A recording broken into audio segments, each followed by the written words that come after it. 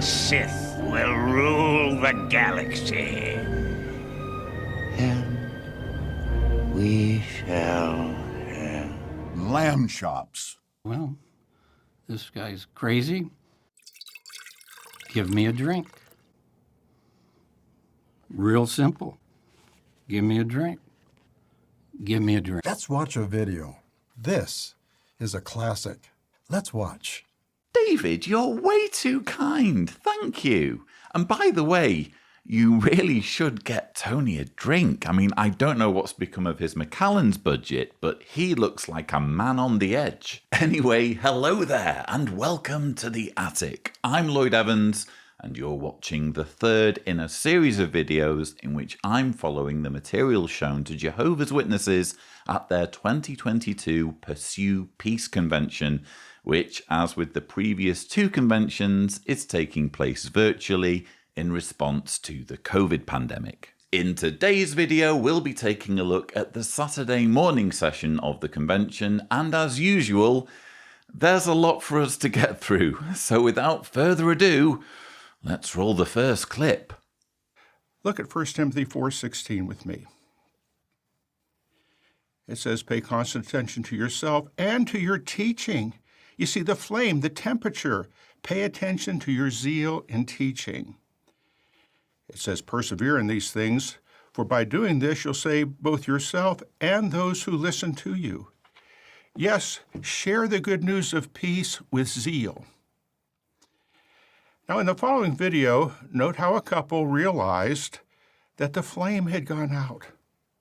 They still had some glowing embers left, but they now find a way to fan the coals and regain their fiery zeal. I don't remember when our routine service day became so, well, routine. Our zeal wasn't what it used to be.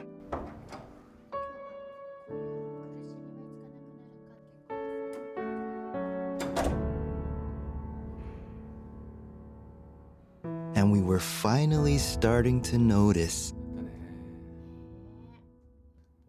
Not everyone wants to listen. We just didn't want to be the reason. It didn't take much research to find great ideas and set a few simple goals. Like working with those who encourage us. With Ryota and Ami, we're always talking about how we can reach the heart. We got back to basics. Be friendly.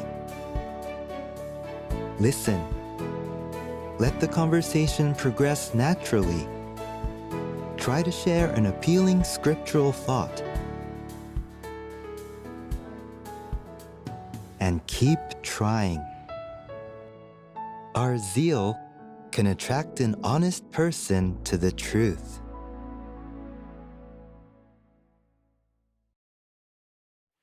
In the video, what wildfires or problems did the couple face that sucked the oxygen out of their ministry? He really likes his illustrations, doesn't he, Kenneth Flodine? Bit overkill, if you ask me. So yes, Kenneth Flodine there, a helper to the teaching committee. He's taking us through the symposium item, Be ready to share the good news of peace. Maintain your zeal. Yes, Jehovah's Witnesses apparently have a problem, at least in some cases, with their showing zeal in the preaching work or having zeal for the preaching work or both. But interestingly, what we have is a series of dramatizations that show just how regimented and codified and planned out the preaching work of Jehovah's Witnesses is. It's not something that springs purely from the heart, where people can do it their own way or decide for themselves, you know, whether they want to even be involved in the preaching work. This is something you must do, and it's something you must do a certain way. Now, in the 2020 convention, we had the story of Jade and Nita essentially delivering this message of how Jehovah's Witnesses should go about essentially coercing people into joining the faith. Thumbnail here, if Tibor is gracious, to a video summary of the 14 steps that I counted. The story of Jade and Nita, how to turn someone into a Jehovah's Witness in 14 steps. I list them one by one, that the processes that are being used and are tried and trusted means of manipulating people and commandeering their minds effectively. The Jade and Nita series puts these techniques front center with zero shame. This newer dramatization seems to be a less interesting version of that. It seems to have been filmed in Asia. It's obviously dubbed over. But all of the methods, well, not all of the methods, but many of the methods that we saw showcased in the Jade and Nita dramatization are just there on full display. And anything that isn't included in the dramatizations is overtly said by the speakers, either before or after the dramatizations get shown. For this particular dramatization, what really stood out to me was this part. It didn't take much research to find great ideas and set a few simple goals. Like working with those who encourage us. So they're making it a goal to work with people who encourage them, which obviously means not working with people who don't encourage them. I found that very interesting because that's how subtle the various grades of shunning are in the Jehovah's Witness group. So you have the full-on shunning that comes with disfellowshipping and disassociation. You also have shunning in the form of marking, which is a bit complicated to explain. But then you have shunning because someone is bad association. They're not doing everything that is expected of them, but you're still supposed to treat them as your brother. And here's an example of what is effectively shunning because someone is bad association or they're dragging everyone down. They're not considered encouraging to be around. And if you think about it, if someone's not being encouraging or someone isn't encouraging to others, it might be because they need encouragement themselves. So apparently this zeal that Jehovah's Witnesses are supposed to have for their ministry must be prioritized over helping people who need encouragement. Hebrews 6:10. You familiar with that? Of course you are. But it does not say Jehovah does not forget the number of return visits you make.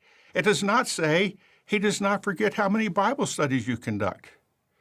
No, it says he does not forget your work, your effort, and the love you showed for his name. Our zeal for the ministry demonstrates that we have a deep love for Jehovah and Jesus. If, like the couple in the video, you detect that your routine of service is becoming, well, very routine, then fight fire with fire. Maintain that fiery zeal. Be ready to share the good news of peace. Those were the rousing concluding words of Kenneth Flodine, who wants Jehovah's Witnesses to have more zeal. It doesn't seem to occur to him that the problem might be that a lack of zeal is caused by being forced to do a job that is frankly boring and subjects someone to no end of rejection. As human beings, we don't like rejection, do we? We don't like constantly having to peddle something in people's faces that they don't want, or the vast majority of people don't want. So it's only natural that many Jehovah's Witnesses will struggle to summon zeal for this job that is so unappealing and so frustrating. But yeah, apparently it's the problem of Jehovah's Witnesses. It's not the problem of the work itself. It's not a problem of being asked to peddle nonsense to people and confront people on their doorsteps and try to persuade them to change their religion. It's the problem of the individual witnesses. It's their fault if they can't summon enough zeal. I did just want to comment on the following words. Hebrews 6:10. You familiar with that? Of course you are. Are you familiar with that? Of course you are. Who isn't familiar with Hebrews 6 verse 10? Kenneth Flodin can just throw any verse at you, I'm sure, audience, including those of you watching who are Jehovah's Witnesses. Hi, by the way. Kenneth Flodin can just spit out any verse, and of course you'll know what it says in that particular part of this massive, massive book or collection of books. This particular thing that Jehovah's Witness speakers repeatedly do, it's not just in the talks, it's in the dramatizations as well. Often when characters in dramatizations are referring to a verse, rather than simply say, let's turn to Hebrews 6 verse 10, they'll say something like, well, remember what it says at Hebrews 6 verse 10. And psychologically, what that does is, if you're watching this as a Jehovah's Witness and you're really, really wanting to live up to expectations, you are then feeling bad and you are feeling guilty because you don't know off the top of your head what Hebrews 6 verse 10 says. You know, I like to think I've remembered a fair number of Bible verses, including which chapters and verses they are. It's information that's stuck in my mind. Quite frankly, I could do with that brain space to remember PIN codes. I would gladly sacrifice it if I could. But yeah, some chapters and verses, some scriptures and their actual chapters and verses are still lodged in my brain, and maybe they're helpful in making my videos, who knows. But don't expect that, Kenneth Flodin. Don't expect everyone to know which verse. I would be surprised if even Kenneth Flodin can remember verses in that way, so that you can just fire at Kenneth Flodin, oh, remember what it says at 1 Thessalonians 2 verse 3, and he'll immediately know what it says. It's a very patronizing, condescending technique, and I see it all too often in Jehovah's Witness propaganda. What would you think and how would you feel if I showed up to give this talk but had done nothing to prepare what to say to you? I had not bothered to study the outline I was given, could not remember the theme, had no idea what the main points are, and would have to guess at what scriptures to use to support them. I'd probably assume you'd switched bodies with Tony Morris. And then as I spoke, I would ramble incoherently and make a very bad impression. Yeah, definitely Tony Morris. Can you see where I'm going with this? Could the same things be said if you engaged in the ministry without first preparing what to say? You did not review the sample conversations that have been provided, could not think of how to start a conversation, and did not know what scripture to share. How nervous would you be? And what would the householder think of you? It would likely be a very short, uncomfortable conversation, and the other person may not care to have you call again. We should take some time to prepare well before we preach. Why? Because we have the best message ever, the good news of peace to share with people, and we should do our best so that they will want to listen to what we have to say. We've been watching Robert Siranko, who is a helper to the writing committee and part-time insomnia healer.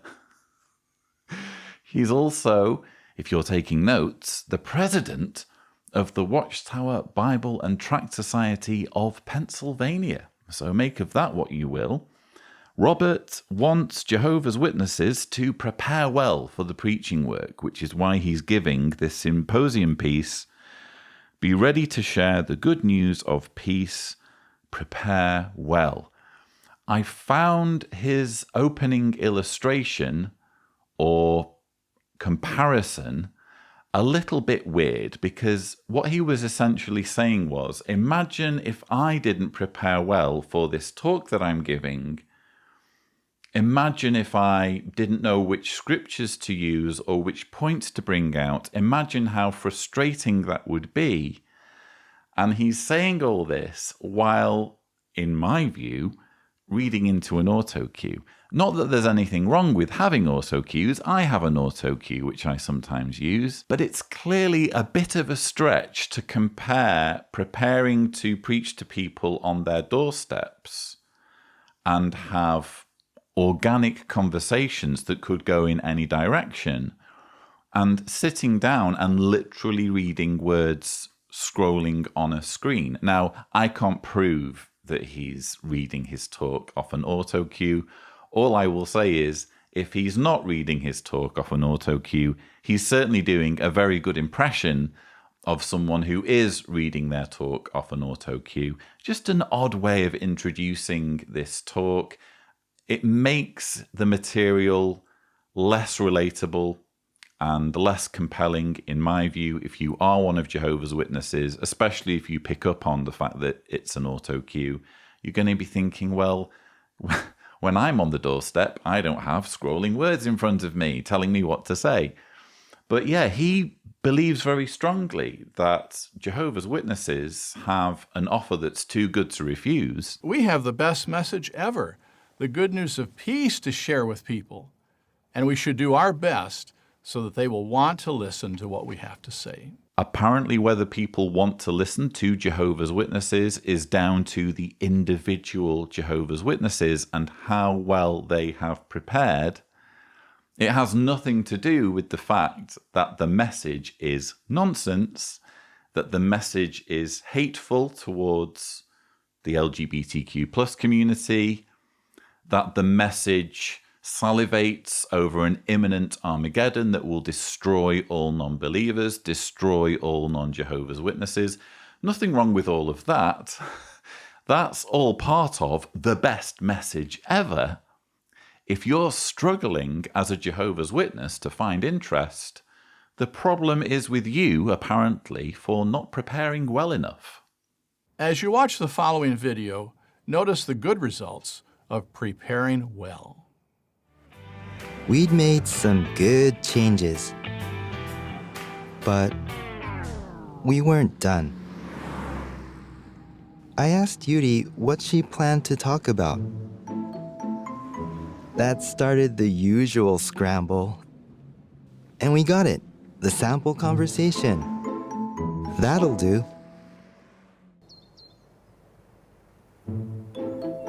But for that to work, I had to remember the scripture.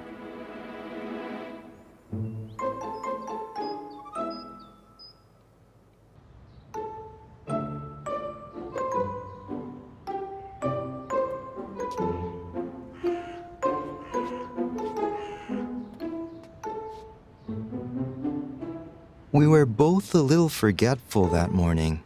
Yeah, we needed to prepare better.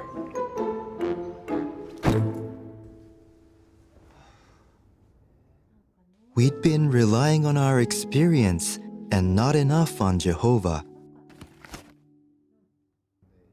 So, first, we prepared our hearts. Then, we prepared our minds.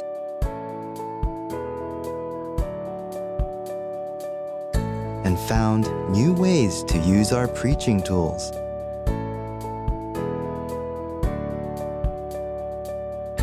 Even a little preparation for initial calls. And our return visits went a long way.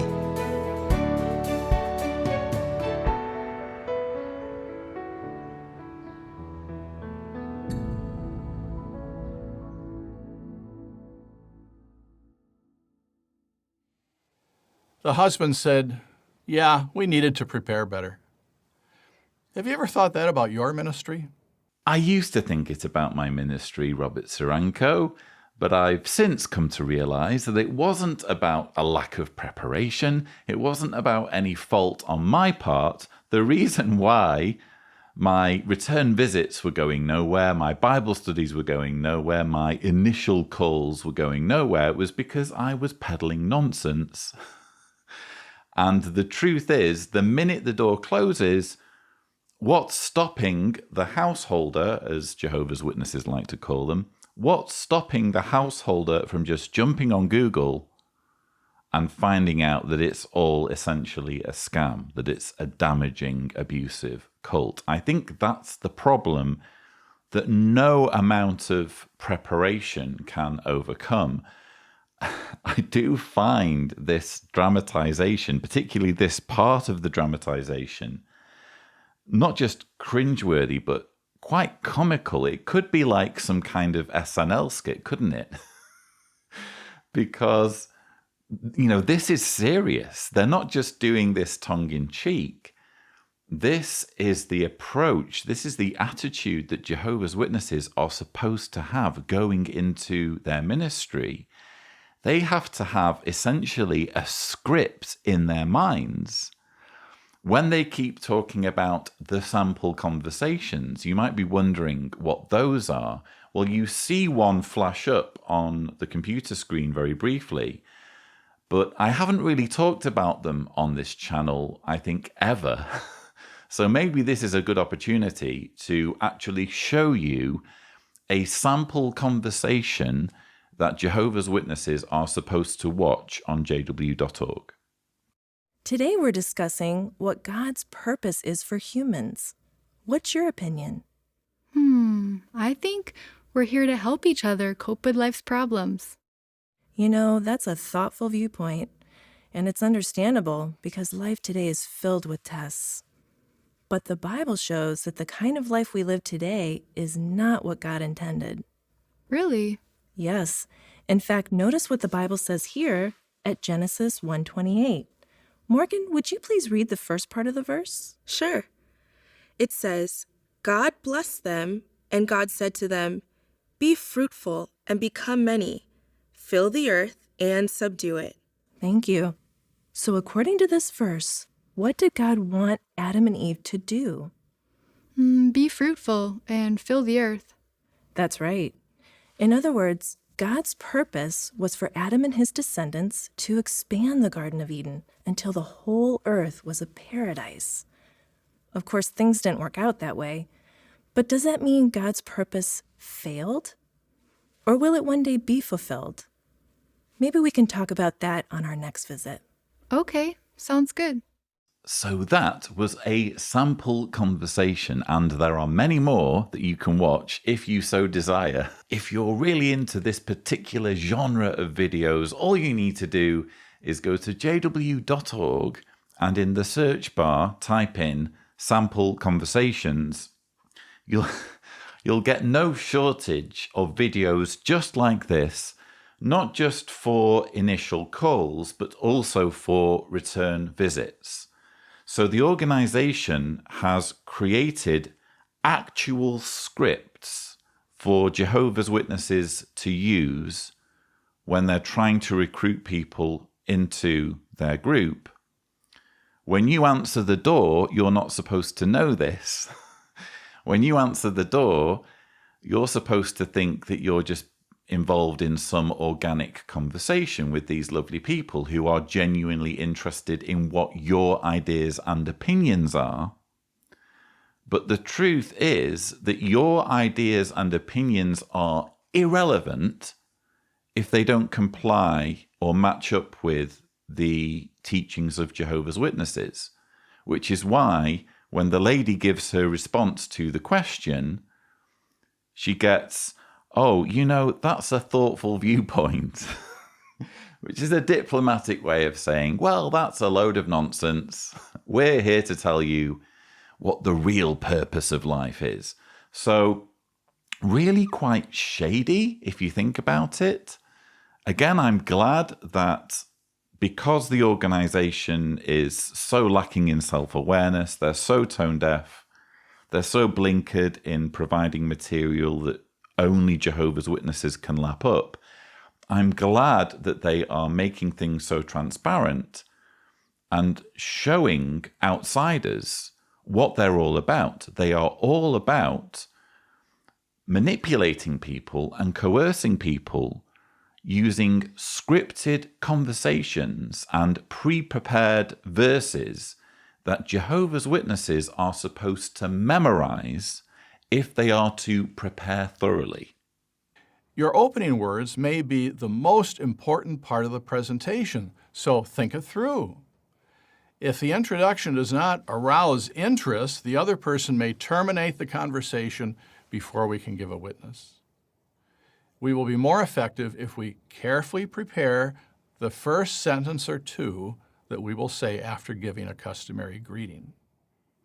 We might say, "Many people are concerned about," or "I would like to get your opinion on," or say something else. Then pick a topic that is of local interest and ask a well-worded viewpoint question that will draw the person into the conversation. So the question that we leave with a householder at the end of one visit is what we can latch onto at the beginning of our next visit so that we can keep the train of thought going from one conversation to the next. For example, on the initial call you could ask, "Why is there so much suffering in the world?" After discussing that, raise the question, "How does God feel about our suffering?" But don't answer the question until your next visit. After answering that question on the first return visit, leave the person with this question: "What will God do to end our suffering?" to be discussed on your next visit. It is also important to have an objective in mind for each return visit. Before making the call, think about what you want to accomplish on that call. If you raised a question the last time, your objective will surely include answering that question from the Bible. Of course, the ultimate objective is to try to start a Bible study in the Enjoy Life Forever brochure.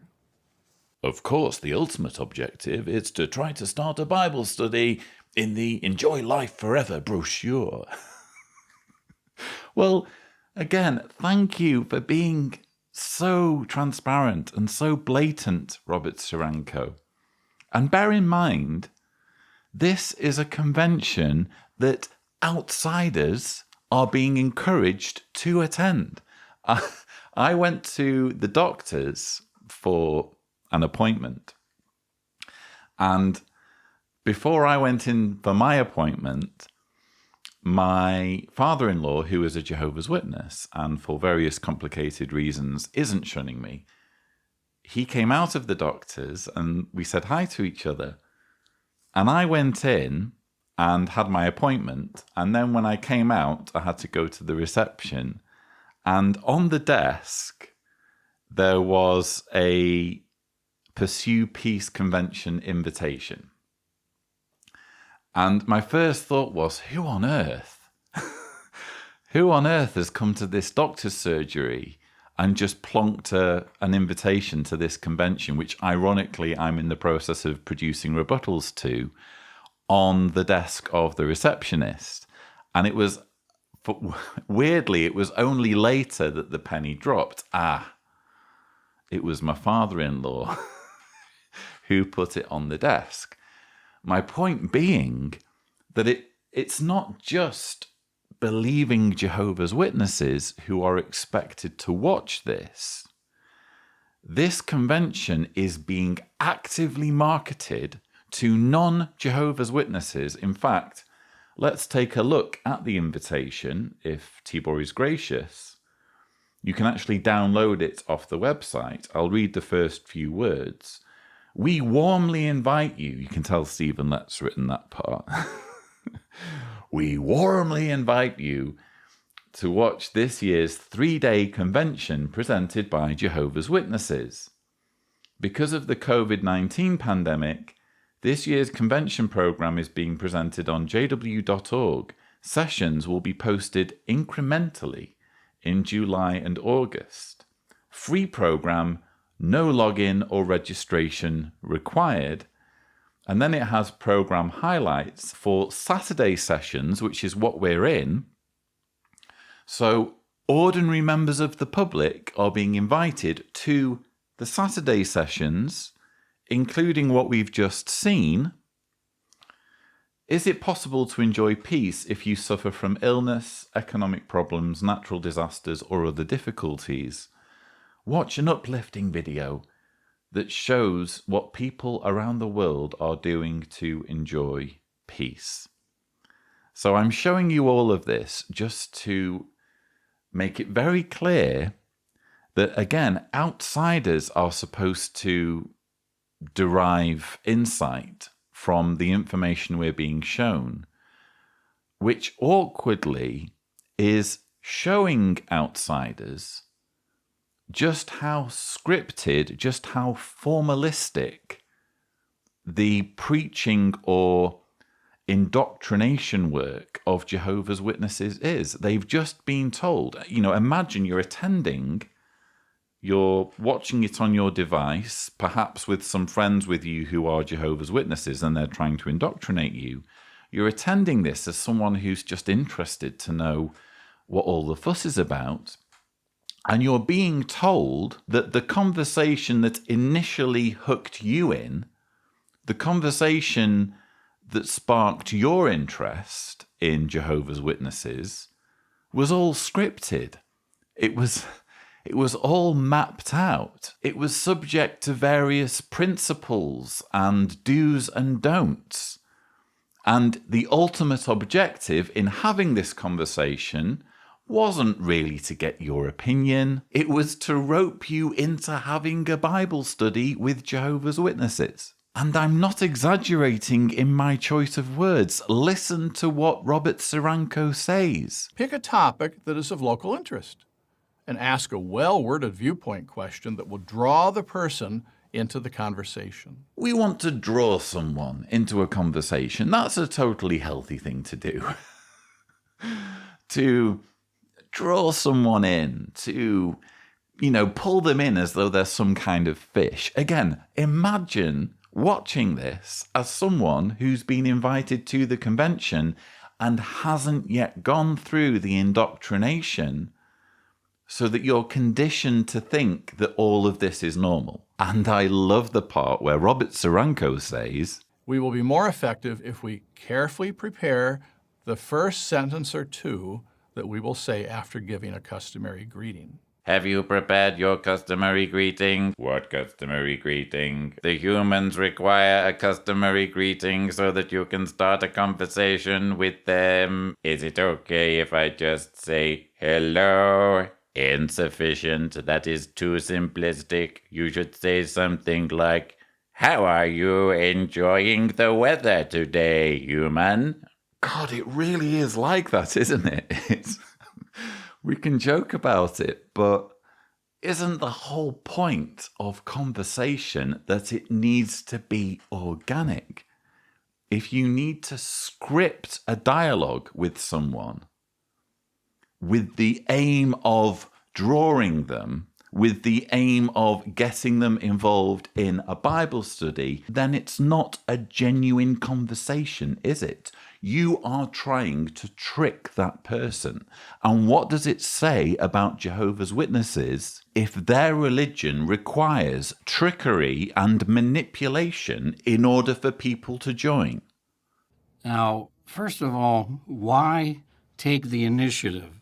Well, think about it. One thing about being Jehovah's Witnesses is that we're never off duty.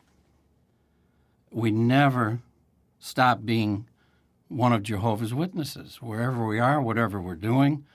So it isn't just that when we're out in formal preaching work with congregation group, we are one of Jehovah's Witnesses all the time. There's no such thing as being off duty when we're one of Jehovah's Witnesses.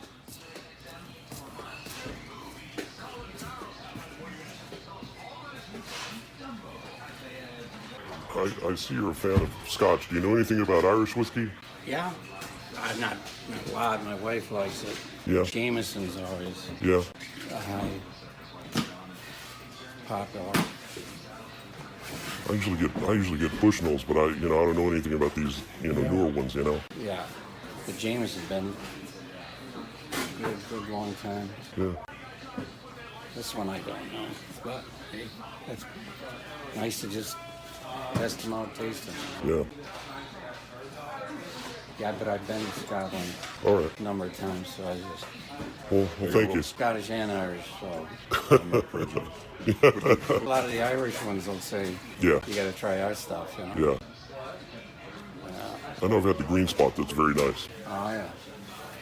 Well, I'll just go with Hard. I'll just go with another bottle of JMO. You can't go wrong with it. My wife really likes that. Hey, have a good one. Yep. Sometimes you get feeling where, maybe I could witness to this person, take the initiative, but I just don't feel like it. I'm tired. Not with Jesus. See, to imitate Jesus, even in the case that you're tired, you're thinking of others, and you want to take the opportunity to start a conversation.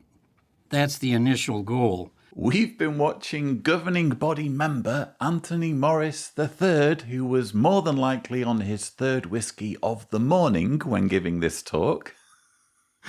A talk with the title, Be Ready to Share the Good News of Peace, Take the Initiative. That's what Jehovah's Witnesses need to do, apparently, when they're out and about, in Bottle King, in their local liquor store. Whatever it is they're doing, they're never off duty. Apparently, they always need to be ready to preach. And I'm sorry, I just couldn't resist editing in the Bottlegate footage. Thumbnail to the full video here, if Tibor is gracious. Because that was obviously the first thing that sprang to mind when I was watching this part of the convention. How can Tony Morris be lecturing Jehovah's Witnesses on seizing every opportunity when he didn't do that when getting into a conversation in a liquor store? To be fair to Tony, I have to try to see things from his point of view. I don't think it was just tiredness. I think the guy who was speaking to him and covertly filming him, I think the guy who was speaking to him was probably a bit nervous, and there were one or two instances where he seemed to go to cut short the conversation. Again, probably nerves were getting the better of the guy behind the camera, and he was maybe a little bit out of his depth or feeling like he needed to kind of extract himself from this situation for whatever reason. I can kind of relate, to be honest, because when you know who these people are, and let's say your entire life revolves around what their teachings are, even if you have a low opinion of them intellectually and for myriad other reasons, you can still feel intimidated. So I think the guy behind the camera was a bit intimidated and didn't make it easy for Tony Morris to go into a presentation, to use a sample conversation.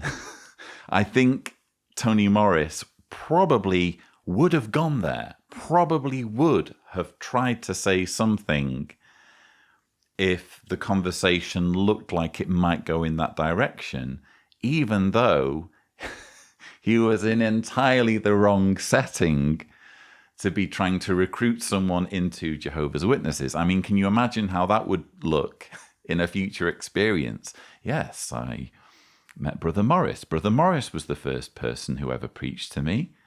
Oh, really? And, where did you meet him? I met him at Bottle King in New Jersey, and his trolley was brimming with very expensive Macallan's whiskey. And I got into a conversation with him, and he used a sample conversation on me. And the next thing I knew, I was studying. So I can't see how that would have played out. And clearly the guy having the conversation wasn't a total newbie anyway. So I'm trying to cut Tony as much slack as possible. But I think that when you give talks at conventions in front of millions of Jehovah's Witnesses, you need to have a degree of freeness of speech. And this is one of those areas in which Tony Morris doesn't really have freeness of speech, in my opinion, because if it's true that Jehovah's Witnesses are never off duty and they should always engineer opportunities to preach, why didn't Tony try harder in Bottle King with someone he assumed to be just a normal worldly person, someone who needed the Jehovah's Witness good news? Next, we have a video here. Now, as you watch the following video, notice how a sister finds an effective way to witness informally.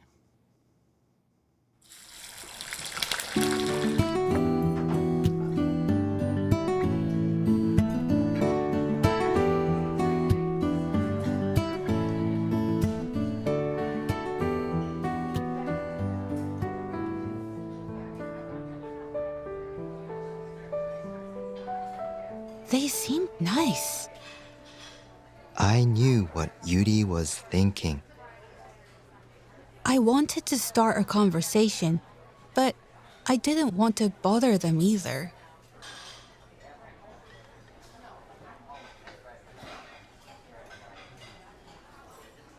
And when an opportunity came,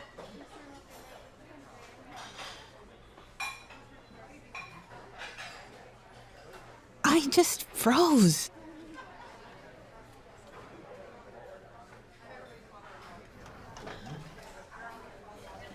Then I was in a rush to give a witness.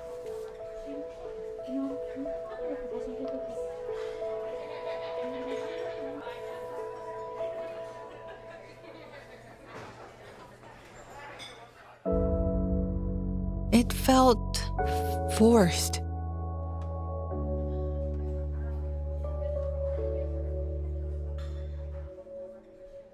It helped to hear that we'd all been there.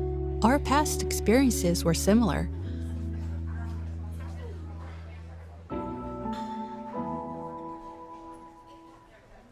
Whenever we didn't put pressure on ourselves and just looked for something in common to talk about, we could usually find a moment when we could say something about the Bible. She was curious why we were dressed up. Turns out that she'd never talked to Jehovah's Witnesses before.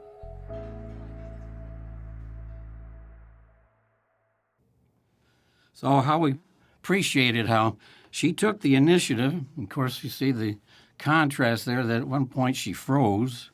So it is stressful, there's no doubt about it. We're only human. But then she rushed into things, running after her with the track. See, give us some thought. Try to have the conversation, then let the Spirit move it, and that would be imitating Jesus.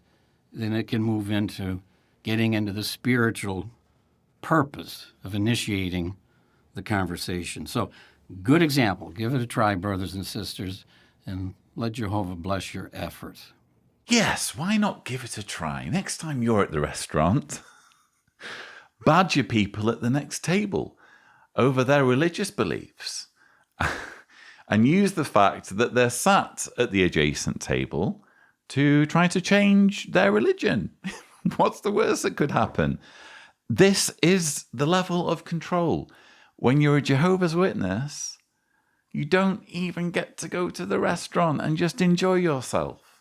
How can you really enjoy yourself at the restaurant if you're looking at other tables and trying to analyze, trying to figure out whether there's a preaching opportunity with the people sat around you at the restaurant? It's frankly hypocritical of Tony Morris, not just with the whole Bottlegate thing. It's hypocritical of him to be making Jehovah's Witnesses jump through hoops in this way, because I'd like to see him do that at a restaurant. I'd like to see him bother people at the next restaurant table. If he's really expecting that level of commitment, that level of fanaticism from Jehovah's Witnesses, why doesn't he give an example of him doing that himself? He can't, because in my opinion, the preaching work is beneath him.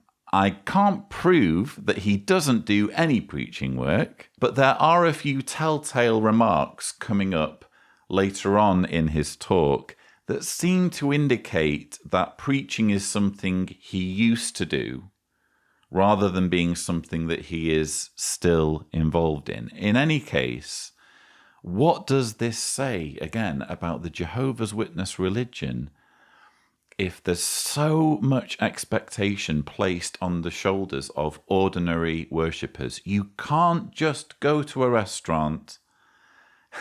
You can't just sit there and say your little prayer quietly, which is what Jehovah's Witnesses have to do, by the way. You could, I suppose, say it out loud. I'm sure there are some Jehovah's Witnesses who will say it out loud. But typically, when you're a Jehovah's Witness, you do like a little sneaky prayer. And you make it as short as possible, you know, rub-a-dub-dub, thanks for the grub sort of situation. But you can't just go and enjoy a meal at the restaurant. Everything, apparently, has to be an opportunity to preach. Now, notice something else here that we learn in the 9th verse of John chapter 4. So the Samaritan woman said to him, "How is it that you, despite being a Jew, ask me for a drink, even though I am a Samaritan woman?" And then we learn more here with parentheses, "For Jews have no dealings with Samaritans." And it went both ways. That's the way the prejudice was, no dealings. And on top of that, she's a woman. And women were not treated very nice during that period in man's history. And doesn't it show in what the Apostle Paul said about women at 1 Corinthians 14, verse 34? "Let the women keep silent in the congregations, for it is not permitted for them to speak. Rather let them be in subjection, as the law also says. If they want to learn something, let them ask their husbands at home, for it is disgraceful for a woman to speak in the congregation." Anyway, carry on, Tony. So she's a Samaritan, she's a woman, and Jesus asks her for a drink, starts a conversation with her. Now, these are the things we learn with this. He didn't make any assumptions about her, and obviously knew she was a woman and a Samaritan traveling through Samaria at that time. And he didn't refuse to speak to her because of that. So the lesson for us there is, don't judge people by what you see, based on their culture, the color of their skin. This world is filled with judges. We're Jehovah's Witnesses. We don't do that. We leave the judging to Jehovah and Jesus Christ, and don't judge whether you think they'll converse with you. That's wrong. Jesus didn't do that, and he set that perfect example for us. Go ahead, and then if you're a little nervous about it, then we beg Jehovah for his Spirit to help us, to give us the courage to witness about his beautiful name and purposes. Well, this is interesting. Tony Morris, Anthony Morris III, governing body member, arguably the most judgmental governing body member, is now all about not being judgmental. Don't judge people by what you see. This world is filled with judges. We're Jehovah's Witnesses. We don't do that. We leave the judging to Jehovah and Jesus Christ. We leave the judging to Jehovah and Jesus Christ. This again, Anthony Morris speaking at the 2022 Pursue Peace Convention, his symposium theme, Be Ready to Share the Good News of Peace, Take the Initiative. It's interesting that Tony Morris is so anxious to get across this message of not being judgmental. It's not the first time he's done this. He actually did it 2 years ago at the 2020 Always Rejoice Convention. Moreover, stop judging, and you will by no means be judged. And stop condemning, and you'll by no means be condemned. Keep on forgiving, and you will be forgiven. So, very priceless counsel on the need to be forgiving. Jehovah and Jesus certainly are. He also, you'll notice in verse 37, stated, stop judging. Just stop it. He didn't say don't judge. He said stop judging. Why? Because that's imperfect human inclination to judge others. Sometimes, even in the congregation, some can become overly critical. They can become resentful, envious. See? And envy is so destructive. Somebody might have materialistic prosperity. They might enjoy privileges that you don't have in the congregation. Others might find them very endearing, and so envy can creep in. And frankly, it's unhealthy physically and spiritually. So Jehovah's Witnesses shouldn't be overly critical in the congregation, and they shouldn't judge people by what they see. They shouldn't be judging people based on their appearance. Here is a 4-minute, 15-second montage of Tony Morris not being judgmental about others in the congregation, and not being judgmental about people's appearance. Only God, as he looks at your hands in here and all those that are tied in, does he see blood there? The humans sitting next to you, they might have an idea because they know you well and you haven't been out in service in weeks. Well, guess what? Most likely God's seeing some blood all over your hands. Or they go totally inactive and we appeal to them, we try to help, but you cannot water down what God says here. If your hands are not clean because you've been out warning, then they have blood on them, and you're going to lose your life. You know, a man that's not serving, there should be a real good reason why they're not serving as a ministerial servant. Remember, sister, you know how elders get put in awkward positions. What's the story with this brother? I'm interested in marrying him, but they had already gone too far along. But I tried to tell her, I said, well, think about it. He's 23 years old. He's not a ministerial servant. She married him. She paid for that wrong decision. 23 years old and you're not serving as a ministerial servant? So I thought this would be a nice memory aid to this verse stay in the mind. Here's what Jehovah's promising.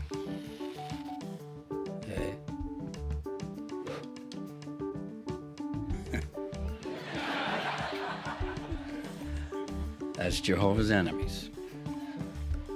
They're going to vanish like smoke.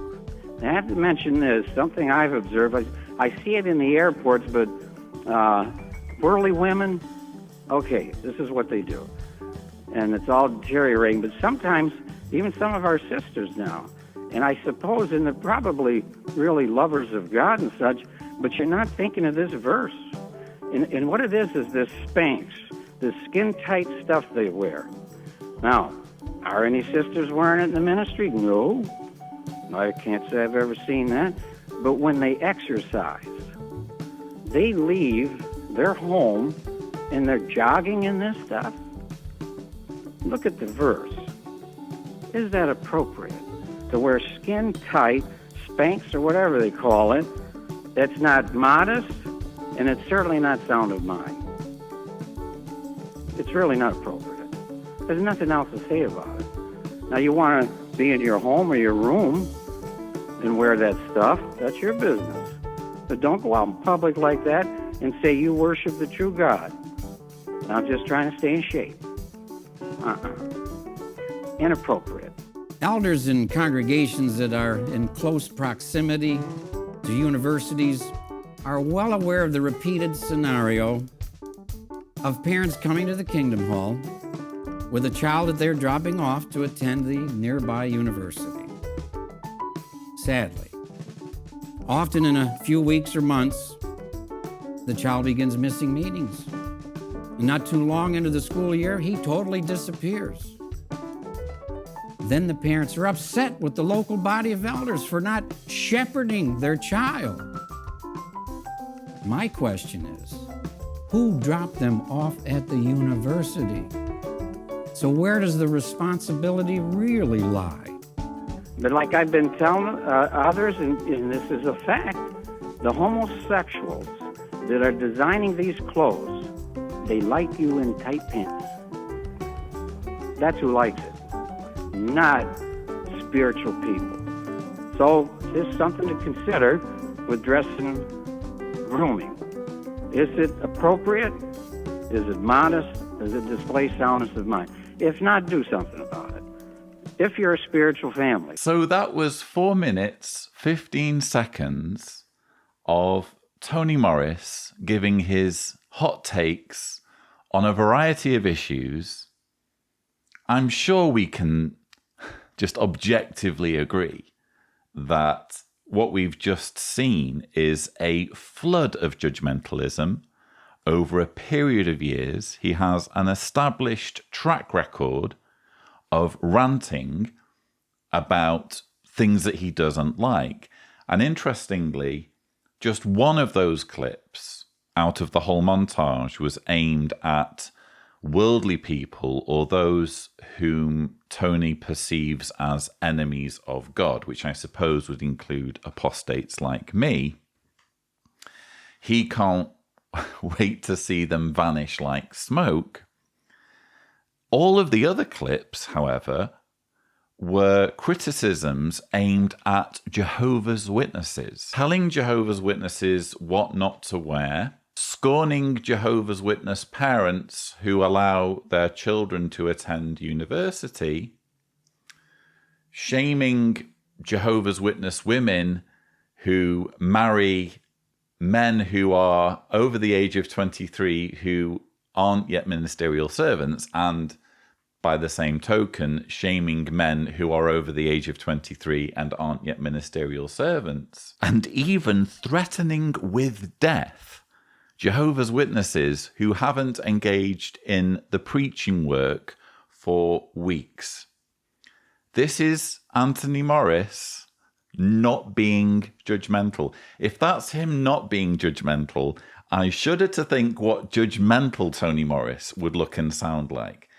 Blatantly, Tony Morris's words at this year's convention and the 2020 convention were utter hypocrisy. This man has no room to speak when it comes to judgmentalism and telling Jehovah's Witnesses not to judge others based on their appearance and so forth.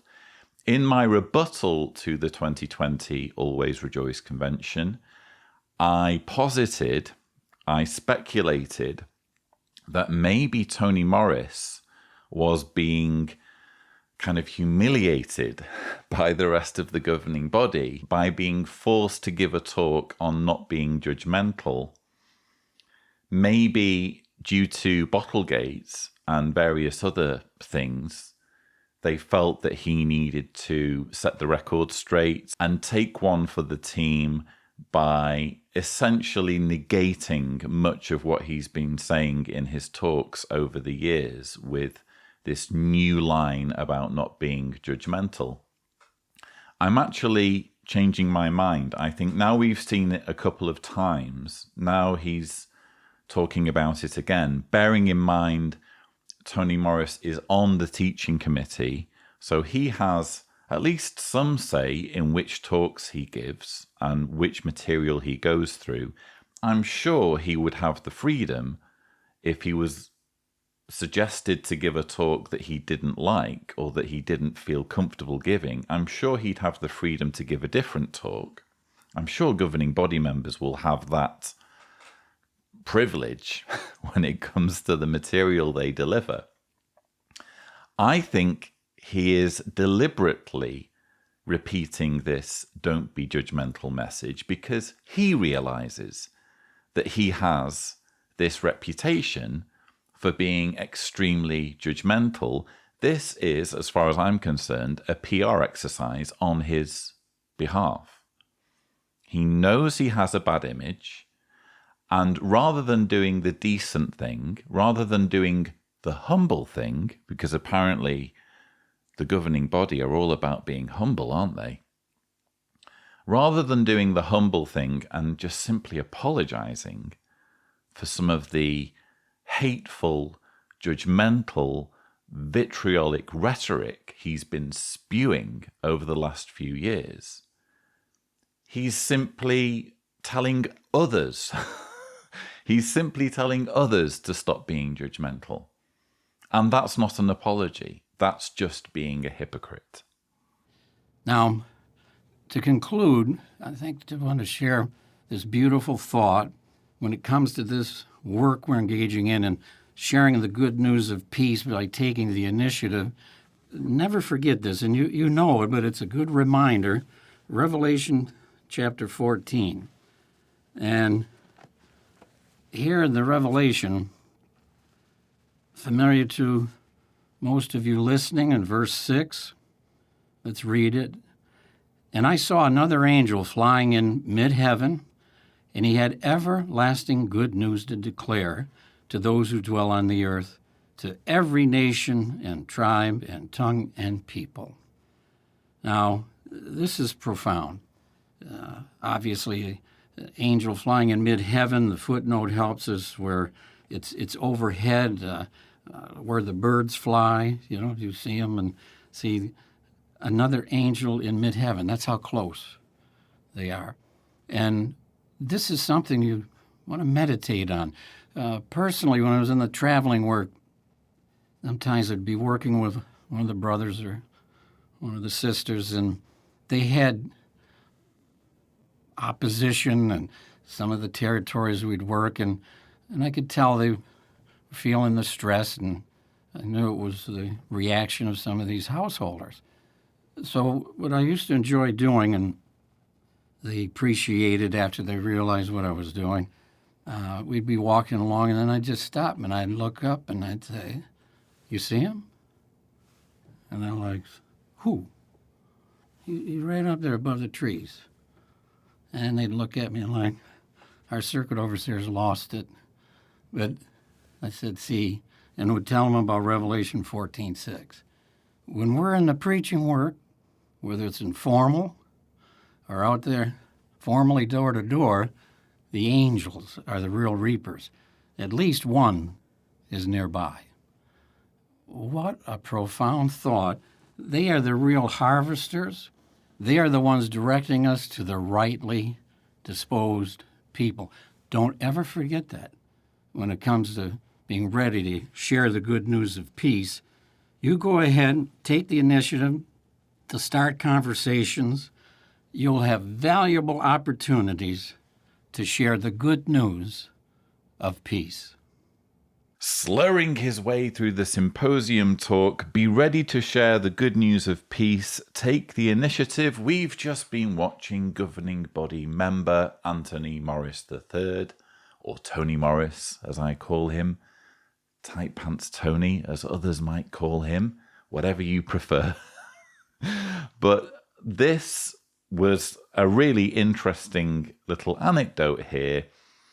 Tony clearly feels that this angel flying in mid-heaven story from his years as a circuit overseer is, quote, profound. I don't really see it as profound. I mean, if you get a kick out of the idea of an angel kind of hovering around, a bit like a drone, waiting to pounce on someone that you speak to so that they can become a Jehovah's Witness, great. But I don't think there's anything profound about it. And actually, what I really take away from this anecdote is that it seems to suggest that Tony's preaching days were in the past. Because if you just watch this again, you'll notice that it's all in the past tense. Personally, when I was in the traveling work, sometimes I'd be working with one of the brothers or one of the sisters. So what I used to enjoy doing, and they appreciated after they realized what I was doing, we'd be walking along, and then I'd just stop, and I'd look up, and I'd say, "You see him?" And they're like, "Who?" Now, granted, he's talking about his days in the travelling work, his days as a circuit overseer, but what exactly is stopping him from pulling this trick now when he's in the preaching work? Because if he's engaged in the preaching work, surely he wouldn't just be preaching with other governing body members or elders or people who wouldn't find this whole angel thing profound. Surely he would be working, if he is truly humble, with ordinary publishers in the congregation who would be impressed by this whole angel thing. The fact that he's describing it all in the past tense suggests either that he doesn't work with normal Jehovah's Witnesses anymore, or that he doesn't do preaching anymore. Because if he were doing preaching now, again, why isn't this his party piece nowadays when he's preaching with members of his congregation? So, not a slam dunk, not hard evidence that Tony Morris is not doing preaching work, even though I know he appeared in some kind of film footage on someone's doorstep with a camera crew showing him preaching. It's not a slam dunk piece of evidence that he doesn't do preaching anymore, but it doesn't look good, does it? In the following video, notice how a sister follows up on interest shown.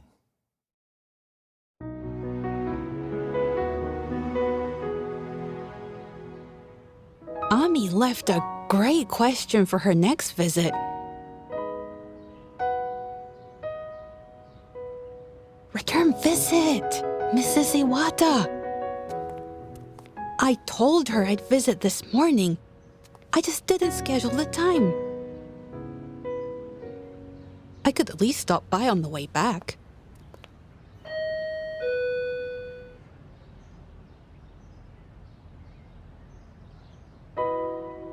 Mister again.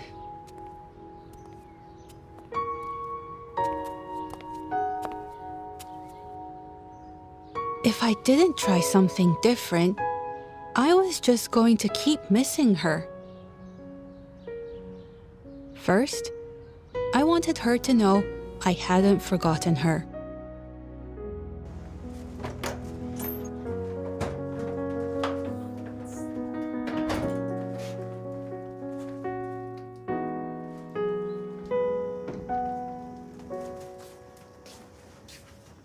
Dear Mrs. Iwata, I hope you're doing well.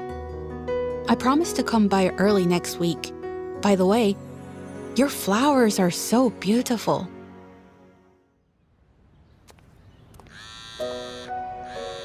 Then I made a plan for my service day.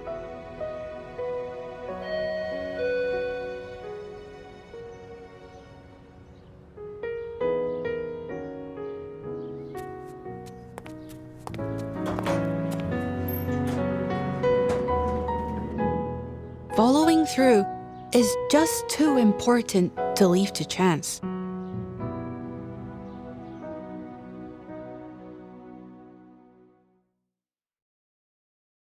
As you plan your share in the ministry, follow the good example of the sister in the video and schedule time to make regular return visits. doing so is just as important as other aspects of our ministry. These regular visits with interested people are vital links in the chain leading to a Bible study. Fresh from patrolling the Bethel laundry department to check for immoral use of bed linen, we've been watching governing body helper Gary Bro taking us through the symposium item, Be Ready to Share the Good News of Peace.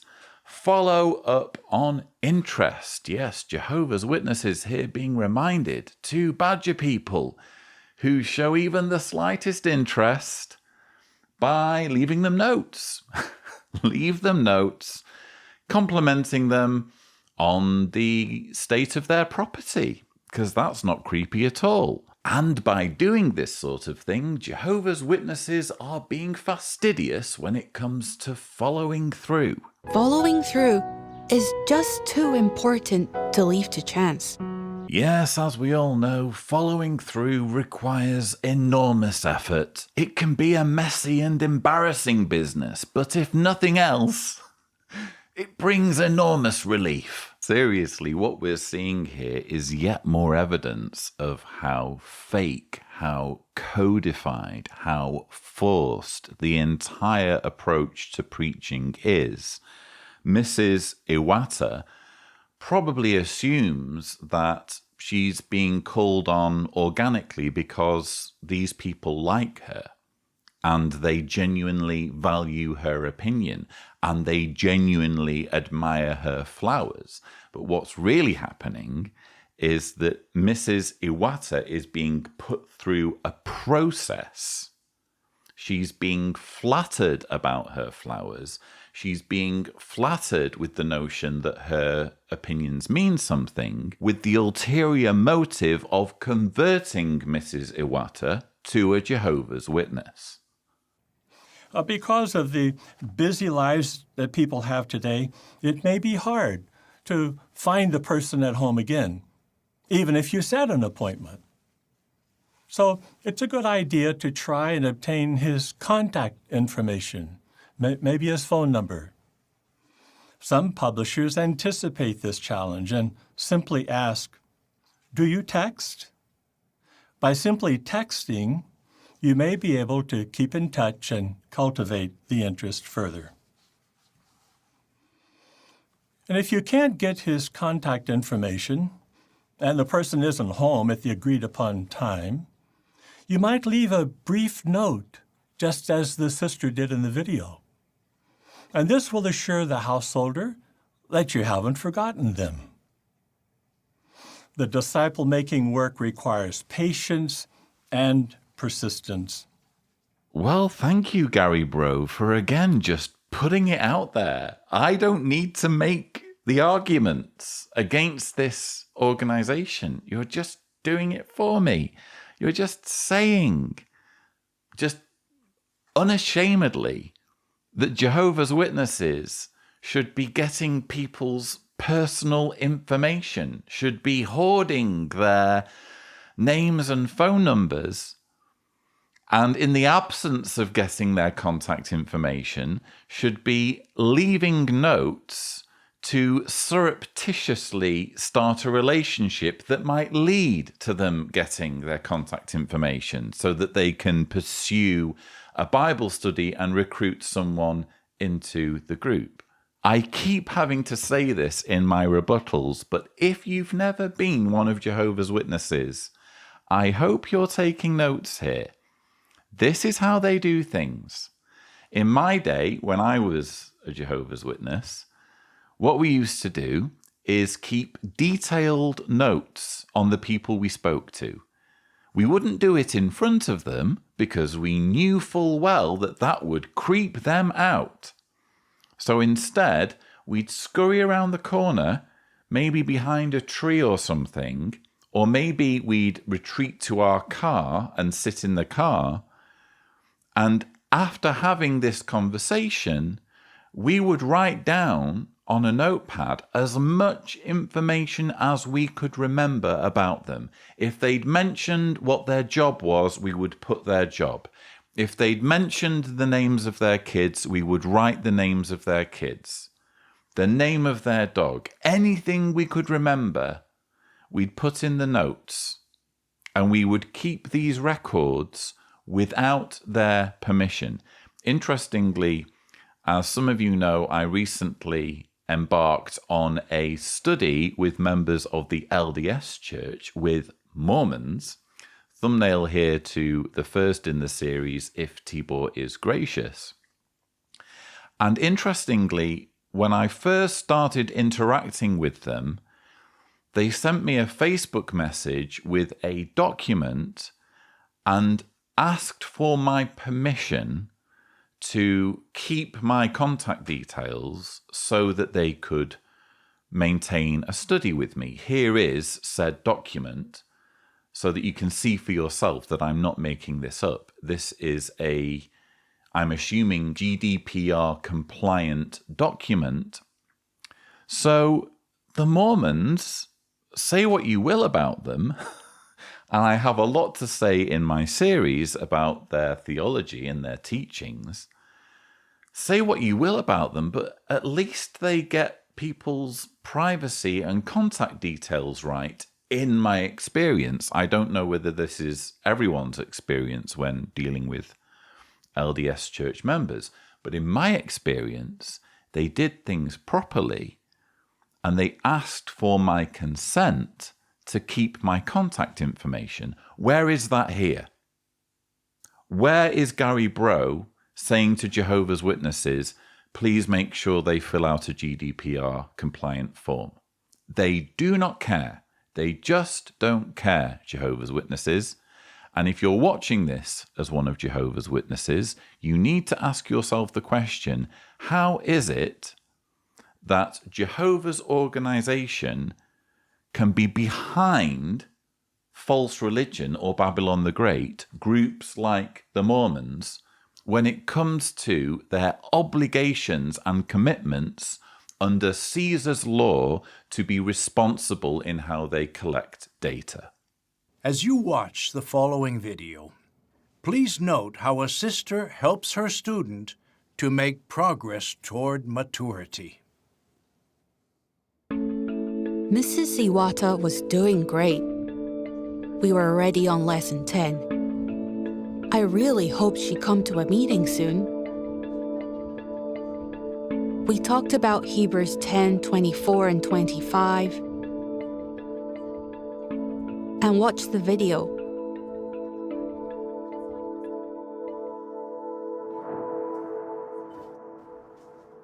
Did I miss something? I guess I did. I was too focused on our progress with the lessons instead of her progress and what she needed. Mr. Iwata said going to meetings would dishonor the family. He wanted her to quit the study.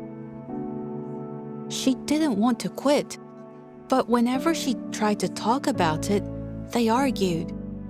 We showed her where to look for help and made time during our studies to talk about it more.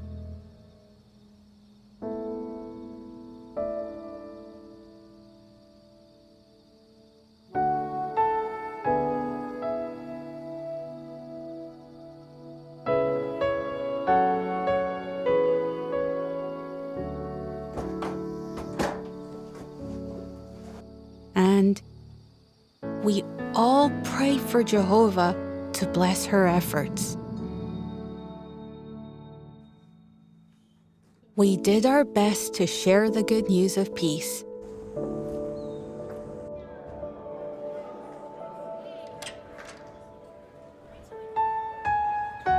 And Jehovah did the rest.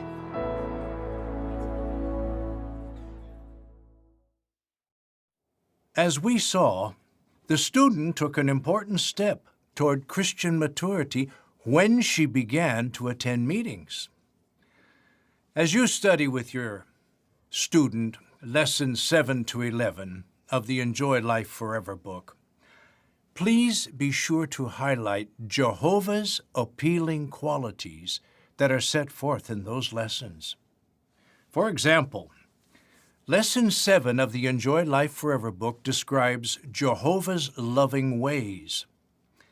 We want to help our students to understand that Jehovah really does love them as individuals and wants them to achieve everlasting life. Well, it's not just everlasting life, is it, William Malenfant? It's actual life. That's what it means, apparently, to become one of Jehovah's Witnesses. You get to make it through Armageddon. If you don't become one of Jehovah's Witnesses and Armageddon comes, you are toast. You are fireball fodder.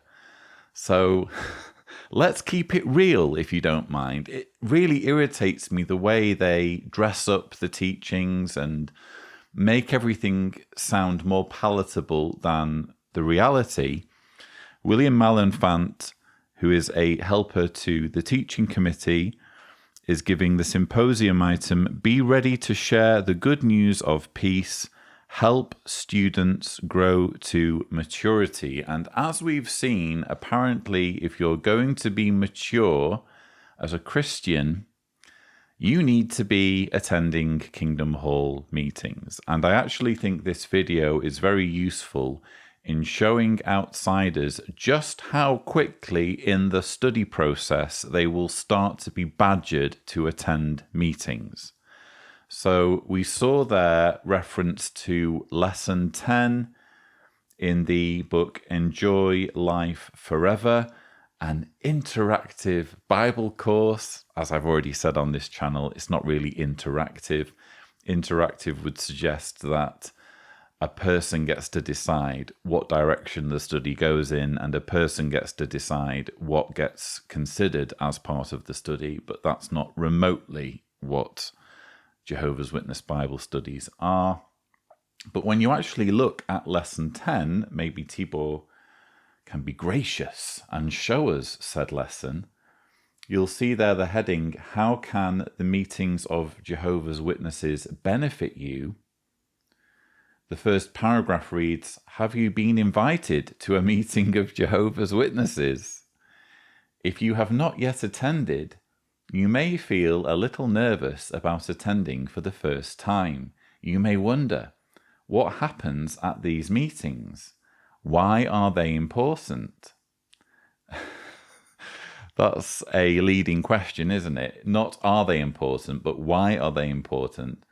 Why should I attend? In this lesson, you will learn how meeting with others can draw you closer to God and help you personally.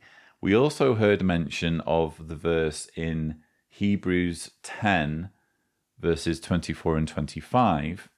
That's brought up in the third question. How can you benefit from associating with others at our meetings? Jehovah directs us to, quote, "Consider one another so as to incite to love and fine works, not forsaking our meeting together." At our meetings, you will meet people who truly care about one another, so long as they're Jehovah's Witnesses, and who, like you, are interested in learning more about God. Let's just go back and let's look up Hebrews 10, verses 24 and 25. It's already been partly quoted. "And let us consider one another so as to incite to love and fine works, not forsaking our meeting together, as some have the custom, but encouraging one another, and all the more so as you see the day drawing near." My question, and it's a question that I've asked a few times now on this channel, my question is, who gets to decide how often these meetings take place? We've already had, in this convention no less, Samuel Hurd reminding Jehovah's Witnesses that they must meet together several times per week. Sushi, thumbnail here, if Tibor is gracious. Who gets to decide that? Where does it say in the Bible that in order to be a Christian, you need to meet several, not just weekly, but several times per week? Where does it say that? That is an entirely arbitrary teaching that isn't in the Bible. It's just been decided by Jehovah's Witnesses. And here you have a clear example of people who study with Jehovah's Witnesses, or clear evidence rather, that people who study with Jehovah's Witnesses are pressured into attending meetings very early in the study. Let's remember, this is lesson 10. Do you know how many lessons there are in the Enjoy Life Forever book? 60. So only 1/6 of your way into the study, you're already being pressured to attend Kingdom Hall meetings. And bear in mind, in that opening paragraph, it said, have you been invited to a meeting of Jehovah's Witnesses, implying that you should by now already have been invited. So you will already have received an invitation before you get to the 1/6 milestone in the study. So thank you, Jehovah's Witnesses, for, again, just putting your cards on the table and letting people know what really is involved in studying with Jehovah's Witnesses. It's not interactive. It's not about having a free discussion where ideas can be freely exchanged. It's all about pushing someone along the path to being a Jehovah's Witness and getting them through the door of a Kingdom Hall as quickly as possible. An 18-year-old brother was trying to decide what he wanted to do after high school. He was raised in the truth, and in his heart, he wanted to be a pioneer. But he also had a scholarship to go to university and some other grants, and he had been accepted to attend. He had many questions. How was he going to support himself? And much pressure from his teachers and counselors to go to university. What decision would he make? Well, maybe many of you young ones who are listening to this talk right now are facing that same decision. Or maybe you will be in a year or two. What path will you take? Well, now here's what we know. Jehovah wants you to have not just a good life, not just an average life. He wants you to have an awesome, wonderful life, both now during your youth, but really for your entire life. That's why the Bible says in Ecclesiastes chapter 11 and verse 9, "Rejoice, young man, while you are young, and let your heart be glad in the days of your youth." Well, many young people have found real joy and peace by choosing a career in the full-time service. But do you remember that 18-year-old young brother who is trying to decide which path to take? Well, that was me some years ago. I'm so glad that with the help of Jehovah and my parents and other mature friends in the congregation, I made the decision, just like so many other brothers and sisters around the world, to turn down that scholarship, to give up university, and go directly into the full-time service. That is a decision that I have never regretted. That is a decision that I will never regret. Young people, Jehovah loves you. He wants you to have a wonderful, awesome life. Choose the path of full-time service if you can. You will never regret it. It will put you on a path that leads to joy and peace with our marvelous, wonderful God, Jehovah.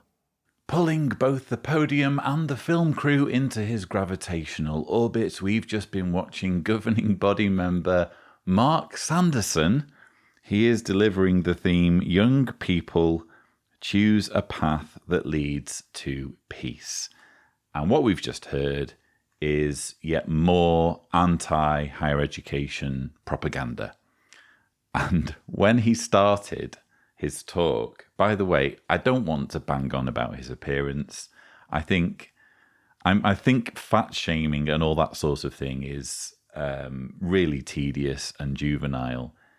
But it must just be said, I think, that this is a religion that holds people accountable according to the Bible and the rules in the Bible. And you will find not a single verse in the Bible about not going to college or university or not getting the best education you can. But you will find a verse or verses in the Bible that denounce gluttony.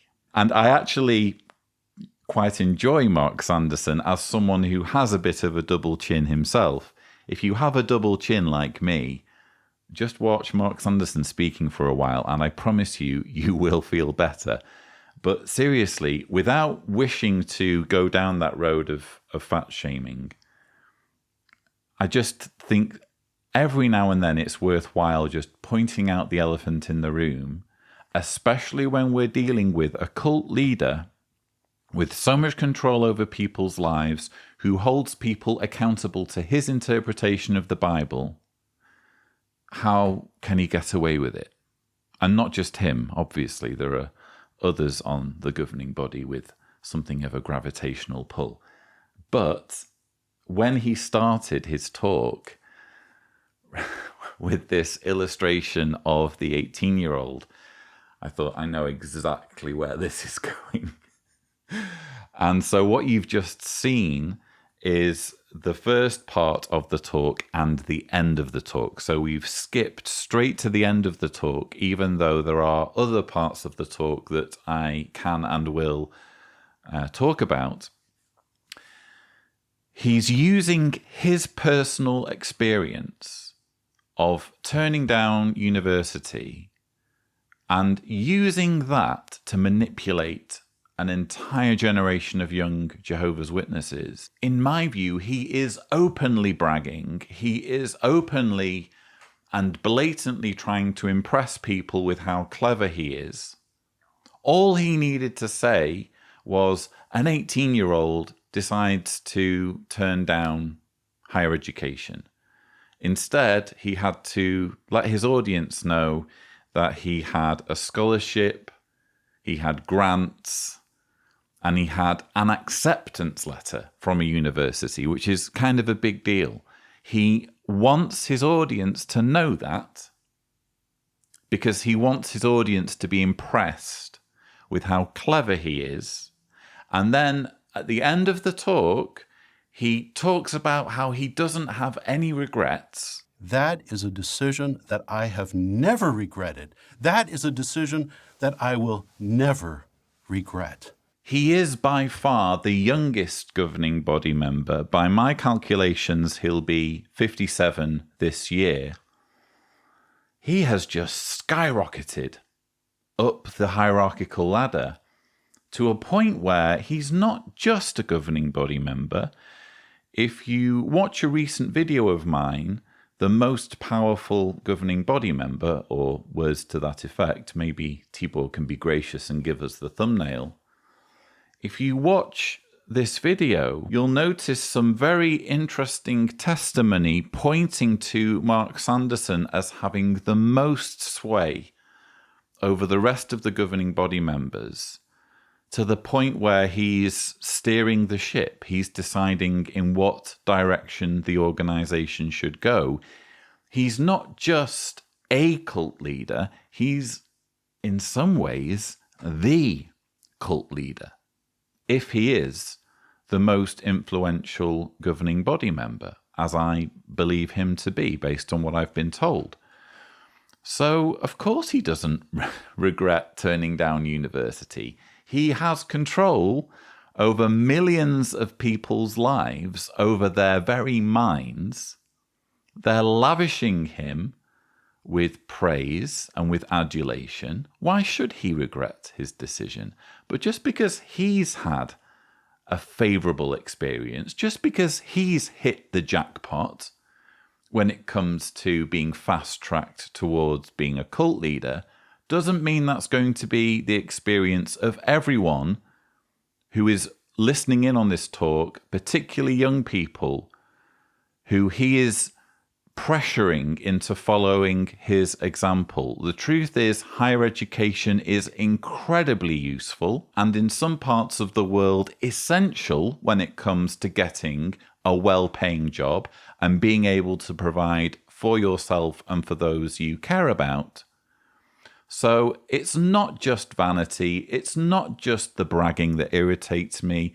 I am incensed that he is using his freakish example to manipulate an entire generation of Jehovah's Witnesses into making themselves poorer. What challenges could prevent you from starting or continuing on the path of full-time service? And more importantly, how can you overcome those challenges? Well, let's talk about 3 obstacles. Here's the first one. It's financial concerns. How am I going to support myself? Well, let's look at something that Jesus said in Matthew chapter 6. Observe intently the birds of heaven. They do not sow seed or reap or gather into storehouses, yet your heavenly Father feeds them. Are you not worth more than they are?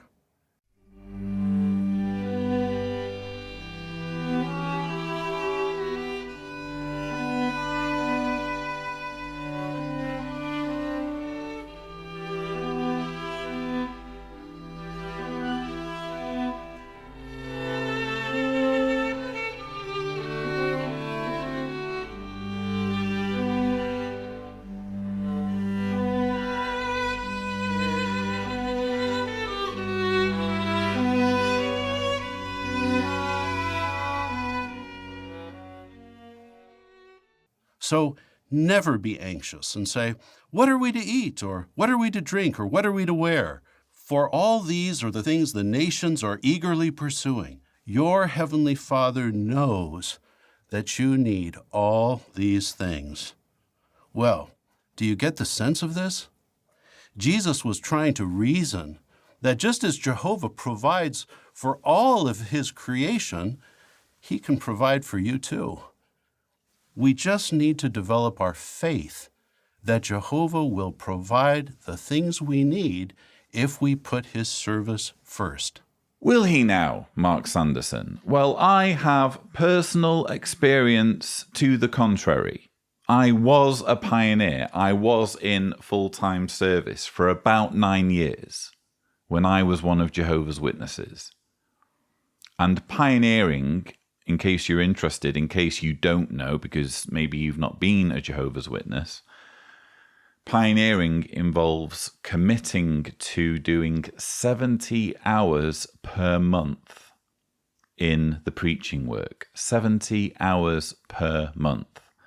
So the only work typically that you can get, that can be sandwiched in, would be a part-time job. You don't need me to tell you that in most cases, part-time jobs or good paying part-time jobs can be harder to find than full-time jobs.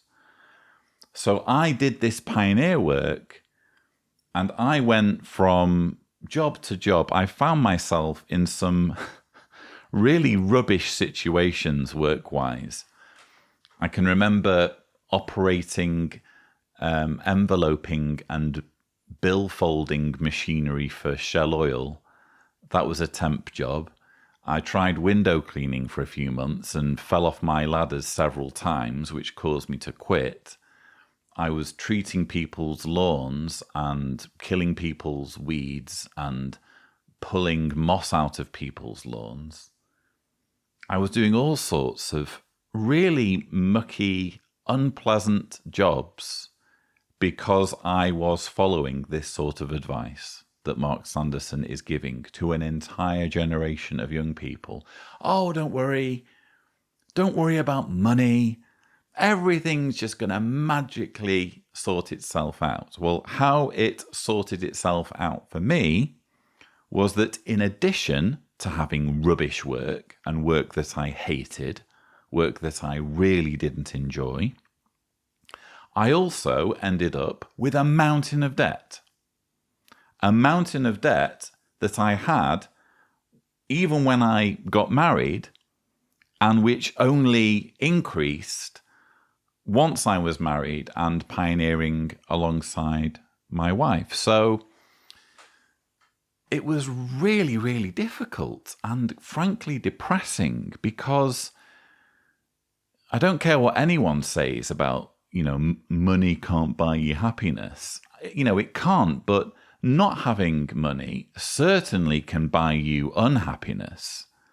It sucks to be broke, and it sucks to not just be broke, but to be in debt.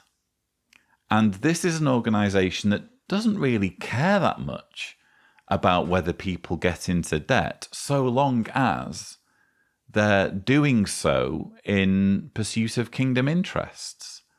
Everything's just going to magically sort itself out. And when you factor in as well the doomsday element, the doomsday consideration, so that young Jehovah's Witnesses are watching this thinking, well, even if I go into debt, the system's going to end soon anyway, so I'll never actually need to pay off the debt because we're on the brink of Armageddon. That's the mentality, I'm telling you, that you have as a Jehovah's Witness, that you have as a Jehovah's Witness pioneer. And in my case, it saddled me with unfathomable debt, which it took me years and years to pay off. Frankly, this reasoning that Mark Sanderson is giving, as I allude to, or Tibor and I have alluded to there in the video montage, it's just silly. It doesn't make any sense. And I appreciate there are many Christians watching who think that every single word that fell out of Jesus' mouth was just profoundly wise and true. But self-evidently, when you look at nature, not all birds do brilliantly. Not all lilies of the field do brilliantly. It's possible for both birds and vegetation to suffer for whatever reason, whether through drought, whether through predators in the case of birds and other animals. What does Mark Sanderson have to say about instances where birds do get killed, or where lilies of the field disappear into a sinkhole? Manifestly, nature is filled with destruction, including destruction that impacts on vegetation and animals.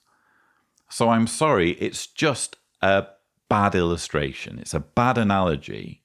And it's even worse when clowns like Mark Sanderson, who has looked out with this incredibly privileged role of being not just a cult leader, but arguably the cult leader for Jehovah's Witnesses, it's grossly irresponsible for him to be using such an overtly flawed analogy to browbeat young Jehovah's Witnesses into becoming drones that will spend 70 hours per month promoting him and his organization. Well, have you ever heard the expression, no pain, no gain? Well, if you want to reach a certain fitness goal, or if you want to be very good at playing a certain sport, no doubt you're going to have some achy muscles. And no doubt you're going to have some hurt pride along the way, too. Maybe you won't be very good when you first start. But what do? If you want to become good, if you want to reach your goal, you can't give up. You have to keep trying. Well, the same could be said about reaching our spiritual goals. You see, James mentions that trials often reveal our weaknesses. Maybe it's some aspect of our personality that needs improvement, or maybe it's something in our relationship with Jehovah. Maybe we need greater faith. Maybe we need greater trust. If we endure, even during periods of trial, and we refuse to give up, we become stronger. We become stronger in our spirituality. And our relationship with Jehovah, our love for Him, our faith in Him, our trust in Him, just continues to grow. As James says there in verse 4, we become complete or sound in all respects, not lacking in anything. So when those trials come, and they will come, don't look for a quick way out. Endure. Keep going. Don't give up. Seek advice from brothers and sisters who have successfully coped with similar challenges, and you too will be successful. I think you two are already successful, Mark Sanderson. Sorry, it's just my humour. I can't resist whenever they say you two in that way. I can't help but show that picture. It's just something you'll have to get used to. Mark Sanderson, governing body member here, giving the talk, Young People, Choose a Path That Leads to Peace. Or as it should properly be titled, Young People, Choose a Path That Leads to You Becoming Subservient Drones Who Will Promote the Governing Body. That's what all this is about. The particular path that Mark Sanderson is banging on about is full-time service, which can mean going to Bethel. It can mean a variety of things where you're working kind of more closely as a staff member for Jehovah's Witnesses, maybe as a circuit overseer, but typically full-time service for the majority of Jehovah's Witnesses who are in full-time service will be regular pioneering, will be doing those 70 hours per month. Mark Sanderson's talk is all about coercing young people to turn their backs on higher education and deprive themselves of financial security, of a career, in favour of promoting him and the authority of both him and the governing body. That's what all this is about. And as if that weren't bad enough, notice how he somehow finds a way of making it the fault of the individual if, for whatever reason, full-time service isn't working. Maybe we need greater faith. Maybe we need greater trust. Yes, you just don't have enough faith, do you? You just don't have enough trust. You're not trusting enough. You're not faithful enough. That's why pioneering isn't working. That's why you're stressed, because you're in a low-paying job and you're broke and you're in debt. It's your fault. You need more faith. You need more trust. This is gaslighting.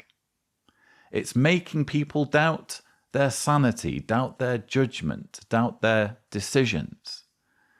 It's overt manipulation.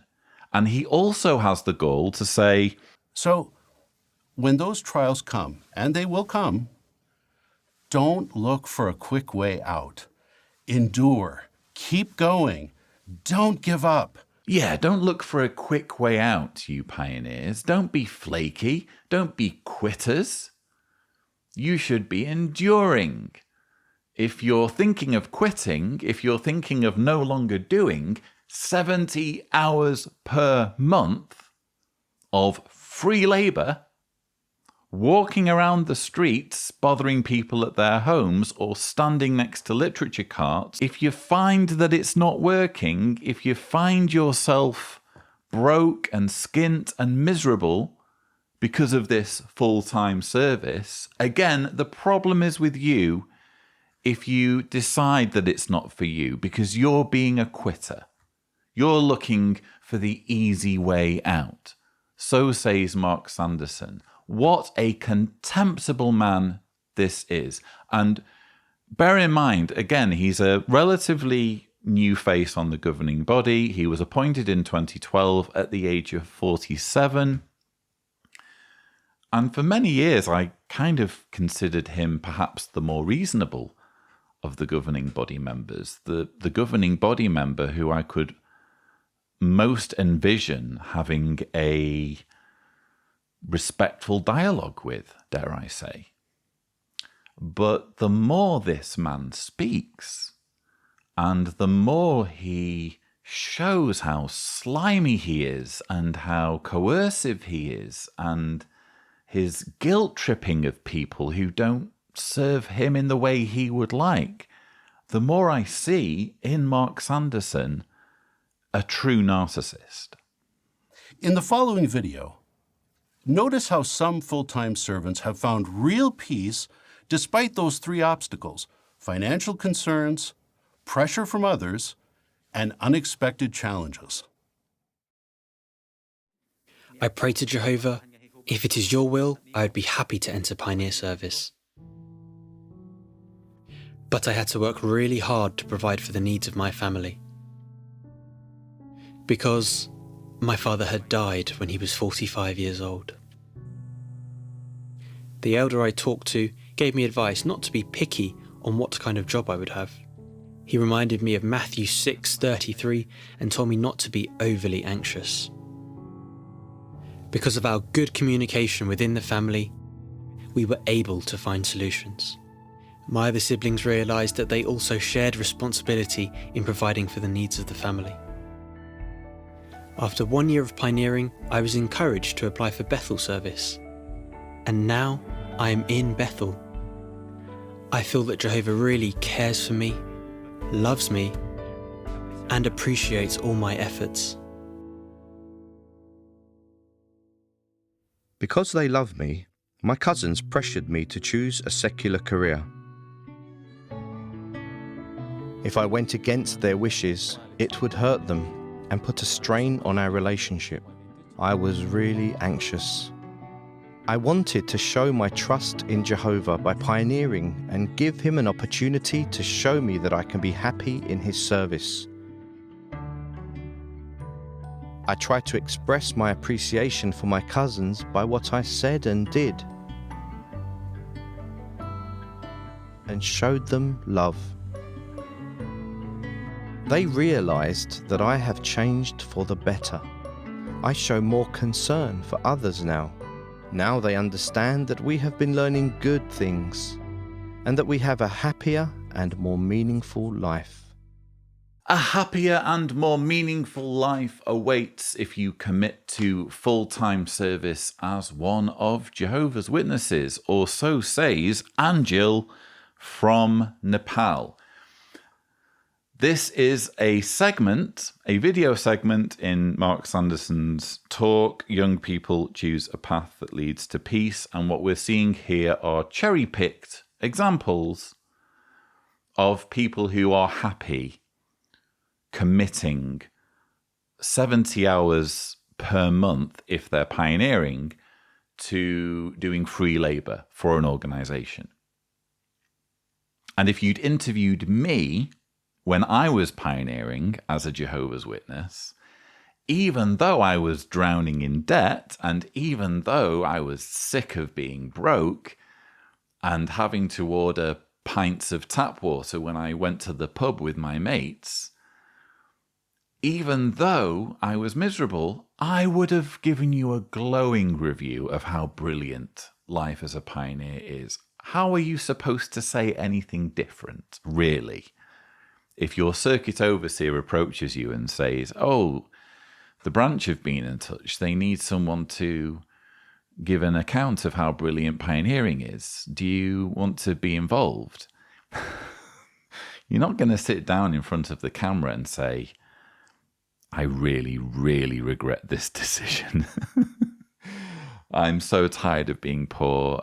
Please, can I just rewind the clock and have that secular career? So the wording is just astonishing. This is apparently what Jehovah's Witnesses, young Jehovah's Witnesses, should be avoiding: a secular career. Because they love me, my cousins pressured me to choose a secular career. How dare they? Anjil's cousins, if you're watching, shame on you for suggesting, let's be honest, that's what they were doing, for suggesting that Anjil have a career that isn't in the Jehovah's Witness organization, a career where he receives a paycheck. What were you thinking?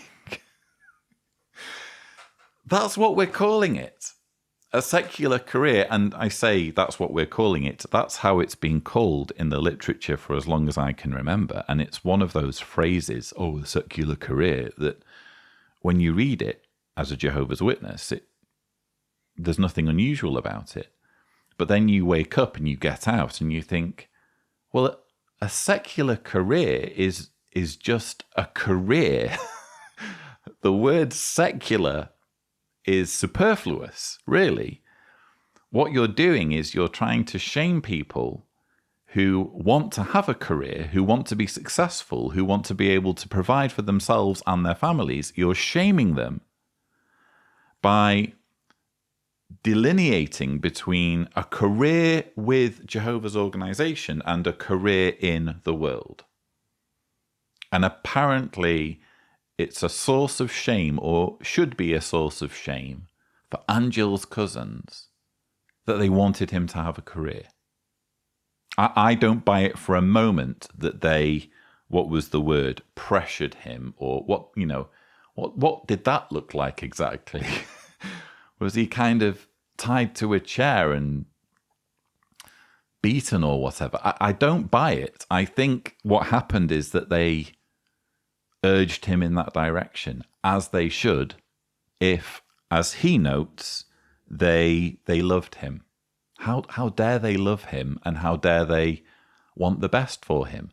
And am I the only one who kind of did a double take when we saw Angel on a tablet? Maybe Tibor can overlay, and Tibor does the editing of these videos after the fact. So if he knows what kind of tablet that is, because he's a bit of a nerd when it comes to gadgets and that kind of thing, which is one of the things I think is brilliant about him.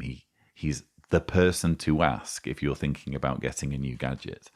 Because he knows his stuff, I'm going to let him put a blurb up at this point in the video where he can either say, yes, it's probably this sort of gadget priced at this amount of money, or say, sorry, Lloyd, I don't know. So anyway, do with that information as you will, but I would just point out that I Googled what the average salary is in Nepal, where Angel lives.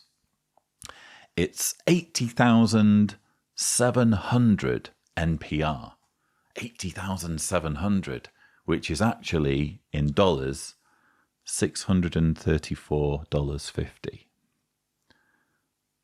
That's if you have a secular career. So Angel doesn't have a secular career. He doesn't have $634.50 coming in a month. He will have considerably less, and yet somehow a really nice tablet has found its way to him. Family and friends have always been important to me. As a child, I lived with my mom and dad, and I was very close to my dad's side of the family. He was very loving and unified and fun. I was pretty happy, but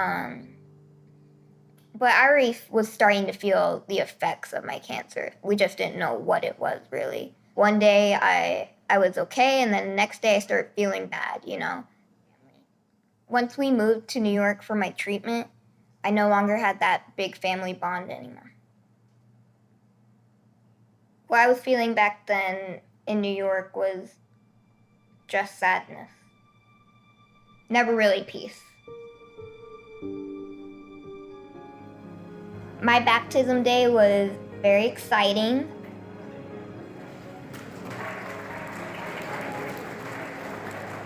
The spiritual family I inherited was very vast. The day I met Marissa was at a convention. She's a really great friend, a spiritual friend. When she takes me to my hospital appointments, we would eat out. When they told me about my cancer being gone, I was really happy. I was ecstatic. I was like, finally, I'm gonna get to do normal things that a kid my age should be able to do. I don't need to be afraid or anxious anymore.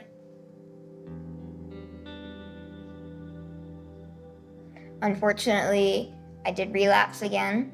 And basically right now, my present condition is there's nothing really more to do. They're just waiting to let nature take its course, basically. And that's it. In harmony with Ephesians chapter 4, verse 26, I had to let myself process the news and let myself be sad, angry. Let yourself feel those feelings. Do not try to repress them, but you can control your thoughts and your actions. We've been watching parts of a video segment shown to Jehovah's Witnesses on the Saturday morning of their 2022 Pursue Peace convention. The theme of this section of the convention is how our brothers are enjoying peace despite opposition, illness, economic problems, natural disasters. The segment is hosted by governing body helper William Malenfant, and it comes in the form of 5 testimonials. And what they've done is they're showing these testimonials kind of mixed up. So you hear part of one story, and then you hear part of another, and then you hear part of another, and then you hear from the first person again, and the cycle continues. So it's been a little bit confusing for me, or it was confusing when I was doing my prep. And what I decided to do to make things easier was to just focus on the individuals when it comes to this rebuttal and the sushis. So that's why you're seeing, the breaks in the segment, and you're seeing us skip from one part of the story to another. It's because I'm having to stitch together little bits of the story that are interspersed throughout a much longer video. And one of the 5 stories I decided wasn't even worth talking about. It was some guy who lost his job and ended up doing a menial job, and that's apparently relevant. But there are 4 stories that are worth talking about, and hopefully you can see why this is one of them. So we have been hearing from Antoinette, who is a beautiful young girl. I'm guessing, I don't know the age, I'm guessing she's going to be 12 or 13, I don't know.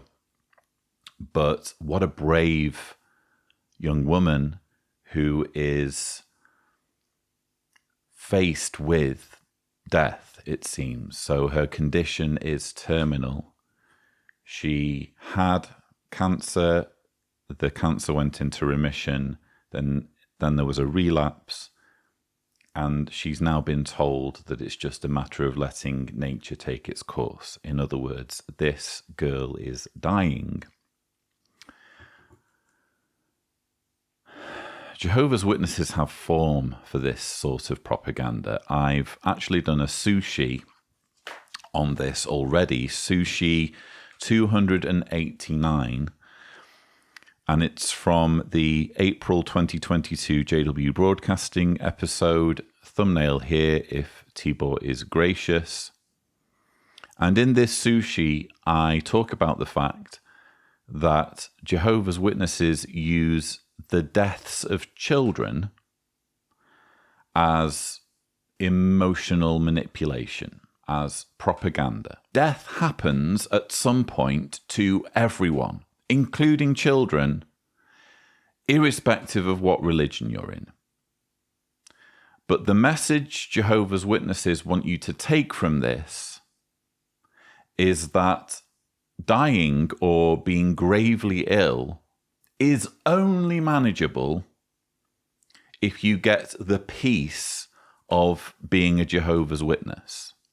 And you'll notice that Antoinette describes her childhood and then getting this prognosis and having to move to New York so that she could receive treatment. And she talks about how there was never really peace. And then magically, once Antoinette gets baptized, commits the rest of her life to the organization, that's when suddenly everything improves. That's when suddenly she has peace. In other words, this is the only way that you're going to get through a situation like this. Terminal illness. Staring death in the face. The only way you can deal with that, apparently, is to become a Jehovah's Witness. As I've said before, this organization is shameless when it comes to exploiting situations like this and leveraging them, leveraging people's pain and misery and impending death to pull on the heartstrings. And I'm just going to say this, some may disagree. For me, Antoinette, sweet, sweet girl, I can only imagine her being just the kindest, most beautiful person. So nothing I have to say in this video, Antoinette, if you end up watching, nothing I have to say in this video is against you personally, sweetheart. It just feels as though at least some things that she is saying are scripted. For example, she says, in harmony with Ephesians chapter 4, verse 26, I had to let myself process the news and let myself be sad, angry. Again, I don't know how old Antoinette is. Let's say, for argument's sake, she is 12 or 13 years old. No 12 or 13-year-old speaks like that. I'm sorry, you can disagree if you like, but at least in my humble opinion, you'll never find a 12 or 13-year-old speaking of their own initiative, in their own words, saying, in harmony with Ephesians 4, verse 26, I had to let myself process the news and let myself be sad and be angry. I'm willing to be contradicted. I'm not asserting this as fact. This is purely speculation on my part. But it feels very much as though the organization is adding insult to injury by not only exploiting this girl's terminal illness for emotional propaganda purposes, I strongly suspect they are also putting words in her mouth. Pretty much my whole life, it has revolved around my illness, but I learned how to shift focus. I just don't focus on myself all the time. I focus on others, their trials that are different, but just as hard. You read the stories on jw.org in the newsroom. The Russian brothers and sisters, I pray for them constantly because they're going through a very tough time. If you focus on yourself, your pain gets worse. When you focus on others and on their problems, your pain lessens, diminishes. Hello. Hello. Antoinette, when I was told that we would talk with each other, this was something very special for me. Same for me too. When the brothers told me as well about meeting you, I was really excited. Thank you for your prayers in behalf of the brothers in Russia. They are precious. We can learn so much from you. When I heard that you were praying for us and for the brothers and sisters in Russia, it really encouraged me and Felix. It's such an example for me personally. We mentioned it in our prayer yesterday. Felix was saying that you are a great example of how we need to genuinely care for our brothers and sisters. We love you very much.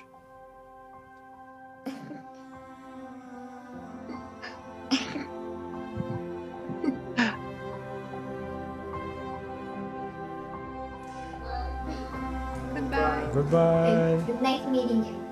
Goodbye. Bye.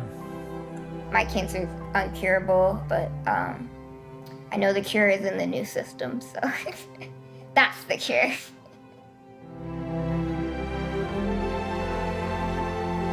I like to imagine when that time happens, what will I be doing?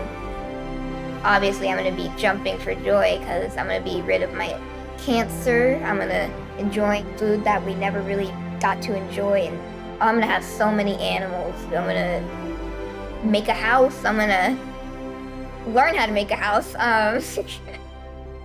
Peace in this world is not the absence of illness, danger, persecution, or economic problems. Peace in this world is listening to Jehovah's guidance, praying to Jehovah constantly, meditating on Jehovah's word and his promises. If you're anything like me, you are boiling with rage at this point. How dare they? How dare they take this young girl who is dying of cancer and use her as a puppet for their nonsense, for their grotesque theology about billions dying so that the planet can be terraformed and only Jehovah's Witnesses live on it? How dare they? This is how low this organization is prepared to go. They've done it time and time again, as I've already said. They did it with Laura. They did it with Felicity. Both young girls who died and would have died irrespective of what religion their parents were part of. But they took the memory of those girls and used it, exploited it for propaganda purposes. I am telling you, viewers, I am keeping track of this. Yeah? I'm remembering Felicity. I'm remembering Laura. And I will remember Antoinette. I don't know how much longer she has. For all we know, she's already died. I really, really hope, obviously, that she hasn't. I want her to have as much life as she can possibly have. I think her condition is utterly tragic. But what's also tragic is that she is being exploited and her illness is being exploited so clearly to peddle this nonsense about a paradise earth where everything's going to be magically fixed. My heart was breaking when she was talking about the paradise being the cure. I'm not even going to ask Tibor to show the clip again because I don't want to watch it again and I don't want to even think about it again. And I'm sure many of you will feel the same way. It's so disgusting. It's got to make my top 10 in terms of worst clips for 2022. It's difficult to imagine, to be honest, this being topped because it's so disgusting. And adding to what I was saying earlier about there being indications that not everything Antoinette was saying were strictly her words. I mean, I'm speculating for the example I gave earlier where she says, in harmony with Ephesians 4 verse 26. That just doesn't sound like the sort of thing someone her age would say. But almost certainly those concluding comments where she says, peace in this world is not the absence of illness, danger, persecution, or economic problems, blah, blah, blah. Almost certainly that is a script that she is being asked to narrate. Let's get a dying girl, a girl who's dying of cancer, let's get her to narrate this, because it will sound more persuasive coming from her because she's dying. If you're watching this governing body, or anyone on the teaching committee or anyone remotely involved in the making of this disgusting propaganda, you should hang your heads in shame. And some of you may be confused about the video conferencing part, where Antoinette is speaking to a man named Felix and ends up also meeting Felix's wife. Felix, in case you haven't seen any of this in its raw, unedited form, Felix is a Jehovah's Witness who was arrested in Russia, and he also takes part in this convention piece. So he joins the video segment to speak about how our brothers are enjoying peace despite opposition. So he gets kind of wheeled in front of the camera as a shining example of overcoming opposition, and we're going to hear more about his story in the remainder of the rebuttal. But there's this crossover part where the makers of this, again, vile propaganda make the decision to kind of bring Antoinette and Felix together. And the message seems to be that what Felix has gone through or is going through, namely, I think it's 3+ years in prison, is at least equal in some way to Antoinette dying. That's the very strong message that comes across, at least to me. And I've edited the clips down, not just because they're sickening to watch, but also, quite frankly, for time. I'm aware that my audience might not like to watch this stuff for more than, say, 2 or 3 minutes. So I'm very conscious to only show you the parts that you really must see. But what happens is Antoinette and Felix come together in a video conference that has clearly been arranged by the producers. And Felix, at one point, is pretty much lecturing Antoinette about how bad things were for him. He talks about, if you ask how much worse can it get, you won't have to wait long to find out. Or in other words, when you think, how much worse can it get, for sure something worse is bound to happen. Again, I'm not going to show you the clip. Let's skip all that, but trust me, it's in there. He goes into this long explanation of how terrible things were for him. And don't get me wrong, things were pretty bad for him.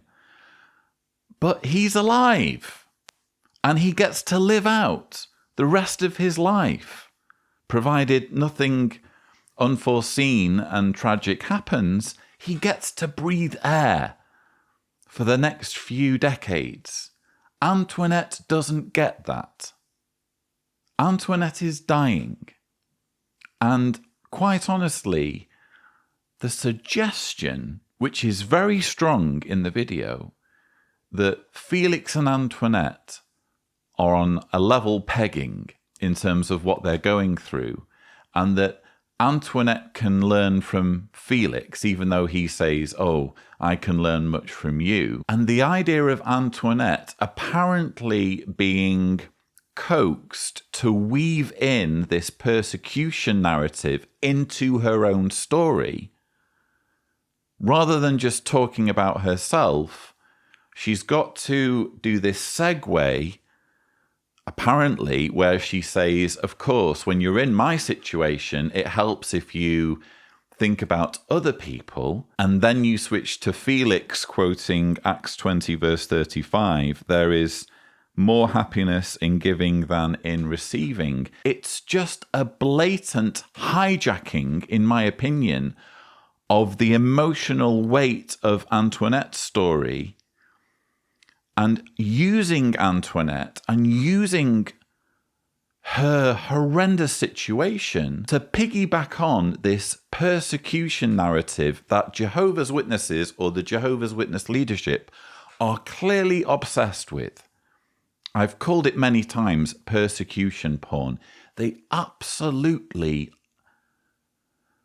crave examples of Jehovah's Witnesses being persecuted so that they can make all Jehovah's Witnesses feel persecuted and make all Jehovah's Witnesses feel as though theirs must be God's one and only true religion, because which other group is being persecuted like we are?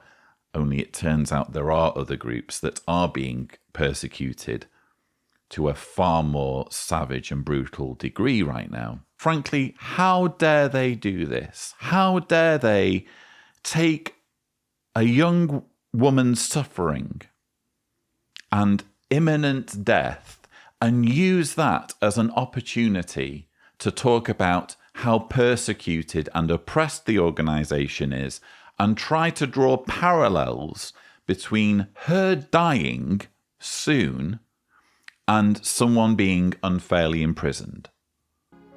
I moved to Russia to stay with my sister. She started to study the Bible and was overflowing with the truth. We talked for hours till late into the night. So that's when my special relationship with Jehovah began. That's when I got a taste of what it's like to have a caring father. It had been a while since I was able to feel that. I got baptized, and it seemed like miracles happened, one after the other. We had a great life. And then the persecution started with Brother Christensen, and then there was a ripple effect of arrests, one after the other. Then it was our turn. In June of 2018, a huge group of armed men came to us, to our home. In your head, at that moment when you hear the verdict that you'll stay in prison, it's like you've been knocked unconscious. You've been hit in the head with something, and there's just a ringing sound in your ears. And so I was taken away in handcuffs. Of course, I wasn't in the best mood. But then, the doors of the elevator opened up, and in front of us,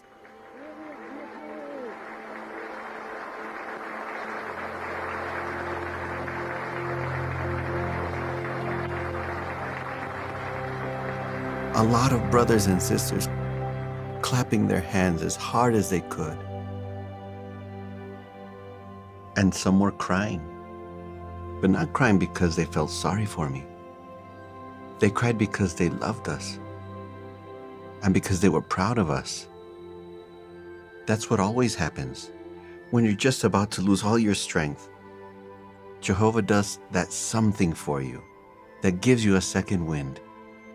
And so the applause, the love, the tears, the shouts, hang in there, everything will be okay. They gave me a second wind, and with renewed strength I could run the next part of the race. One of the guards was so surprised that he said, "Now that's some support you've got." Yeah. We've been watching the story of a Jehovah's Witness man named Felix. This is part of the convention item on the Saturday morning of the 2022 Pursue Peace Convention. How our brothers are enjoying peace despite opposition, illness, economic problems, natural disasters. We have this selection, this cross-section of Jehovah's Witnesses who are each giving their own testimonials related to different components of this theme. And Felix is here to talk about overcoming opposition as one of Jehovah's Witnesses. Long-time viewers of my channel will know my position when it comes to the persecution of Jehovah's Witnesses in Russia. Even before the ban began, I released this video titled "The Day After the Ban," thumbnail "Here If Tibor Is Gracious." I am vehemently opposed to bans against religious minorities by governments for a whole host of reasons that I spell out in said video. I won't go through it all again, but it's just not the way you deal with cults. You do not address abuse by cults by letting the leaders go unpunished while throwing their followers, their indoctrinated, brainwashed followers, in prison cells. That's just not how you deal with things. Anyone who thinks that Vladimir Putin is some wise guru for the way he is thuggishly and brutishly treating Jehovah's Witnesses in Russia needs to have a reality check. He isn't a wise guru. He's a monster, as we're seeing in the Ukraine war. So yes, I've been against this since before there even was a ban of Jehovah's Witnesses in Russia, and I fully sympathize with Felix. He seems like a really nice chap. As I watch him talking, because I've watched this clip a few times now because I have to do prep and all that, as I watch him talking, I can imagine being friends with him one day, maybe interviewing him on the channel if he ever wakes up. And if he were to ever wake up, I wonder how he would feel about how his story is being exploited for propaganda value. This is again my issue with testimonials like this. It's exploitative, ultimately. And for all their banging on about persecution, even to the extent of claiming that the incarceration of a few hundred Jehovah's Witnesses in Russia makes Russia the king of the north described in Daniel. I mean, if you're a Jehovah's Witness, just think about this for a moment. How is it that Russia gets to have this role in Bible prophecy foretold in the book of Daniel for imprisoning and putting in pre-trial detention a few hundred Jehovah's Witnesses, while there's no relevance prophetically to what happened in Malawi, where Jehovah's Witnesses were brutally murdered? And I won't go into everything that happened there, but the persecution of Jehovah's Witnesses in Malawi was just objectively far, far worse than what we've seen so far in Russia. But for some reason, it doesn't matter so much if it's Jehovah's Witnesses in Malawi, if I can put it that way. It apparently matters more when it's Jehovah's Witnesses in Russia. And they keep repeating this persecution narrative, and never once do they talk about other religious minorities being persecuted. You don't hear them talking about the Yazidis. You don't hear them talking about the Rohingyas. You don't hear them talking about the Uyghurs in China. If they're so against persecution of religious minorities, why don't they show solidarity with other religious minorities? Why is it only persecution when it's Jehovah's Witnesses who are being persecuted? After some time in prison, they transferred me to a different cell. In it were inmates who followed the orders of the investigators. They did everything they could to other inmates to make life unbearable. Why did they do this? To break a person,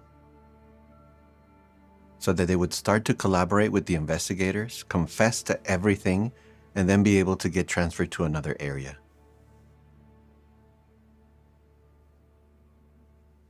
Psalm 37:3. Trust in Jehovah and do what is good. I said, Jehovah, please help me to stay loyal to you. Please help me. My prayers were really simple. Actually, like 2 words, Jehovah help, Jehovah help, Jehovah help. Despite how they treated me when I dealt with others, I tried to treat them with kindness. These people, they made life uncomfortable, unbearable. But when they were treated kindly, they started to soften. They began to treat me differently. When I was being transferred out of that cell, the inmate that ran the area called me over to him and said, "Come sit beside me." And I sat down. Then he said, "If anybody in this prison touches you, tell him that I'll come looking for him." Then he said, "Get his things." He told the other prisoners. The cell doors opened,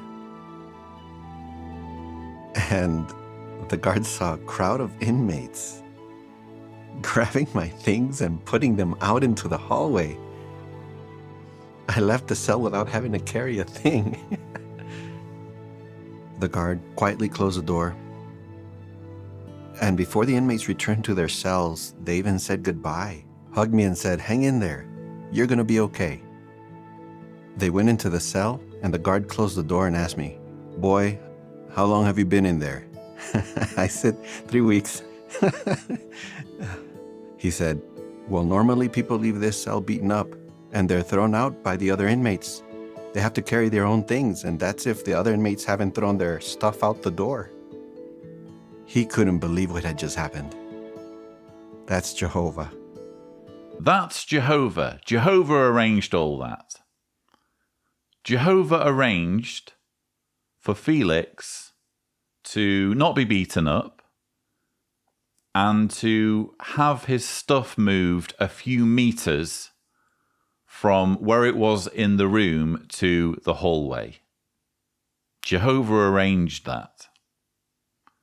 Meanwhile, Jehovah didn't prevent 26,813 Jehovah's Witnesses dying from COVID.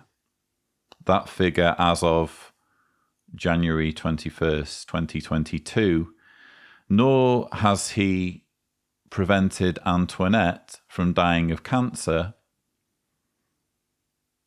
I could go on, nor did he do anything during the Holocaust, nor did he do anything during all of the wars and conflicts, including the war that we see now in Ukraine, where families are being mown down and babies left without their parents.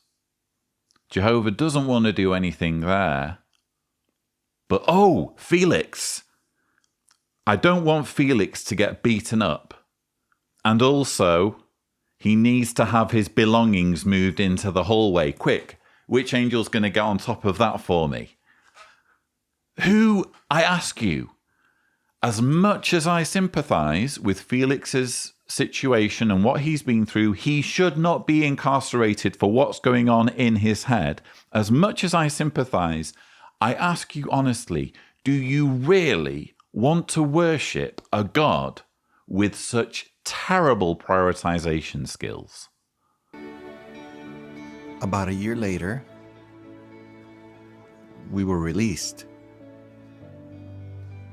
But my wife and I understood that they could put me back in prison again. So we needed to use the time until then to the full, in the best way possible. So what did we do? Psalm 119, 165. Abundant peace belongs to those who love your law. We had family worship, read the Bible, and prayed together. That's how I spent my 4 months of freedom. Then I was put into prison for 3 years. Of course, it got worse. Upon arrival at the prison, we were beaten up, and for hours we were humiliated. We thought, how much worse can it get? Then the next day we were told, you're going to the punishment cell. we thought, well, how much worse can it get? After a while, I found out that I was being deported. I remember getting off the train. They took me through the back door, but my wife Zhenya was standing at the main entrance. She was on the phone. She couldn't see me. She was looking at the main entrance. And I threw my bag down as I ran to her. She could see from the corner of her eye someone was running. She was a little confused, even scared.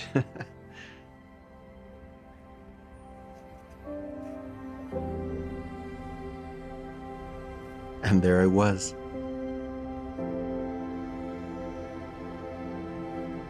Hugging the person I loved the most.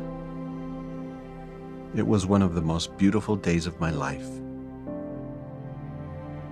And that's the story of Felix. This is a story that Jehovah's Witnesses need to think about as being equivalent, roughly, to what Antoinette featured earlier is going through. A young woman dying of cancer who doesn't get to live out her life, doesn't even get to make it to adulthood.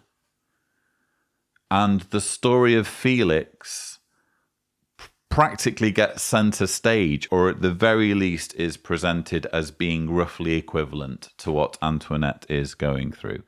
I have actually touched on this particular story previously because Jehovah's Witnesses keep talking about persecution. I've coined the phrase persecution porn. I'm at the point now where I can show you thumbnails of almost everything they bring up. Here, if Tibor is gracious, is the thumbnail to Sushi 66. Jehovah's Witnesses use Russian persecution stories exactly as you'd expect. And you see on the thumbnail a picture of Zhenya. So yes, this is a young couple who they seem to have zeroed in on.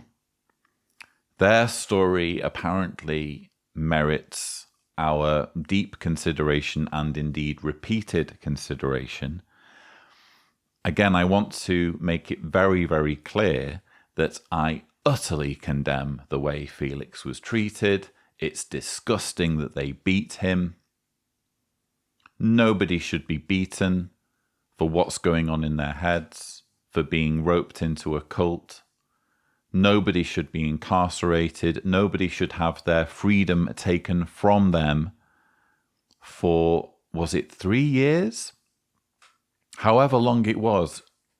It's just a grossly disproportionate and heavy-handed and brutish way to deal with people who are already victims because they have ceded agency over their lives to an organization whose leaders meet every Wednesday at their lakeside compound in upstate New York. They're already victims, and then their government decides to stick the boot in and add more problems for them. Well, not just problems. Problems is putting it lightly. This guy gets beaten for what's going on in his head. So it's deplorable. I think it's worth mentioning or observing, as many of you will have observed, and probably you're thinking the same thing as me. Why is Felix chuckling about what happened to him? He's very upbeat about his experience, isn't he? And that could just be his personality. I think some people are just like that, aren't they? When they're talking about something truly terrible, even traumatic that's happened, I guess some people are the sort that would laugh about it. But it's not good optics, is it? And it does cause you just in the back of your mind to think, is this story being exaggerated? Would Felix be laughing or giggling or smirking if his experience is half as bad as he's suggesting? Just to reiterate, because I've had my words plucked out of context by Watchtower no less when talking about Russian persecution, I believe Felix. I believe he was incarcerated and mistreated and beaten. I just think it's curious that he's laughing about it. And if nothing else, the fact that he can laugh about it and the fact that he can smirk and giggle about his traumatizing and horrendous experience, for me, only makes me more incensed at the fact that his experience and his story is being held as somehow equal in severity and seriousness to that of Antoinette. The brothers also in their instructions said to obey the traffic instructors. The instructor told us to turn right, and I didn't want to turn right, but they said obey them, so I turned right, though I thought it'd be really bad. I realized that I was going to die. I asked Jehovah if he saw enough good in me, if he would just resurrect me, that I'd love to be in his new world and see my husband again and my children. And I thanked him so much for the life that I had. And I felt such a peace that I never felt before. And then I just knew it was Jehovah getting me out. The obedience, just doing what we were told, it came from Jehovah, and it was so simple that gave him something to bless, and it may have saved my life. We've been watching the story of Margaret Wyrick from Paradise, California. She is telling the story of how her home and indeed her town was engulfed in a wildfire.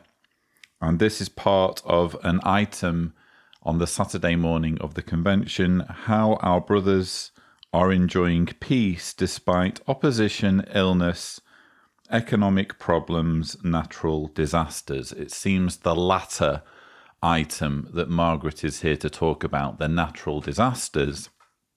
And the gist of what she's just been saying is that she's alive because she attends Jehovah's Witness meetings, and at a certain Jehovah's Witness meeting, they said, if there is a disaster, follow the instructions of the local authorities, which is just common sense, isn't it? That's something that everyone should do.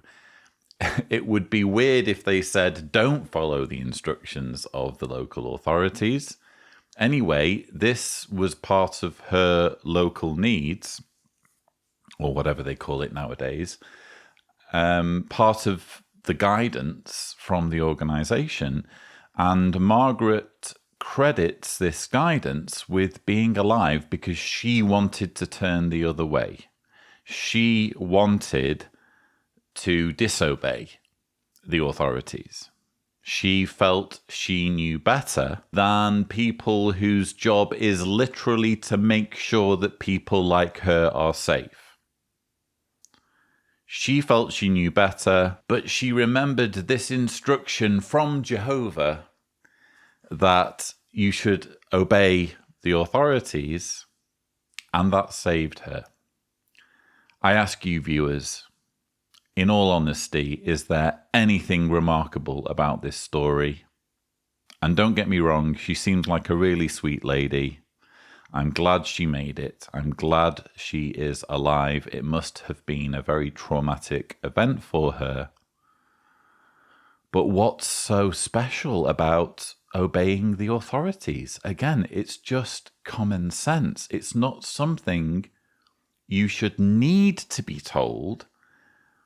And furthermore, if we take her at face value if we allow her this speculation that Jehovah had a role in sparing her or had a role in saving her life. Why has Jehovah spared Margaret but won't spare Antoinette, a child who is dying of cancer?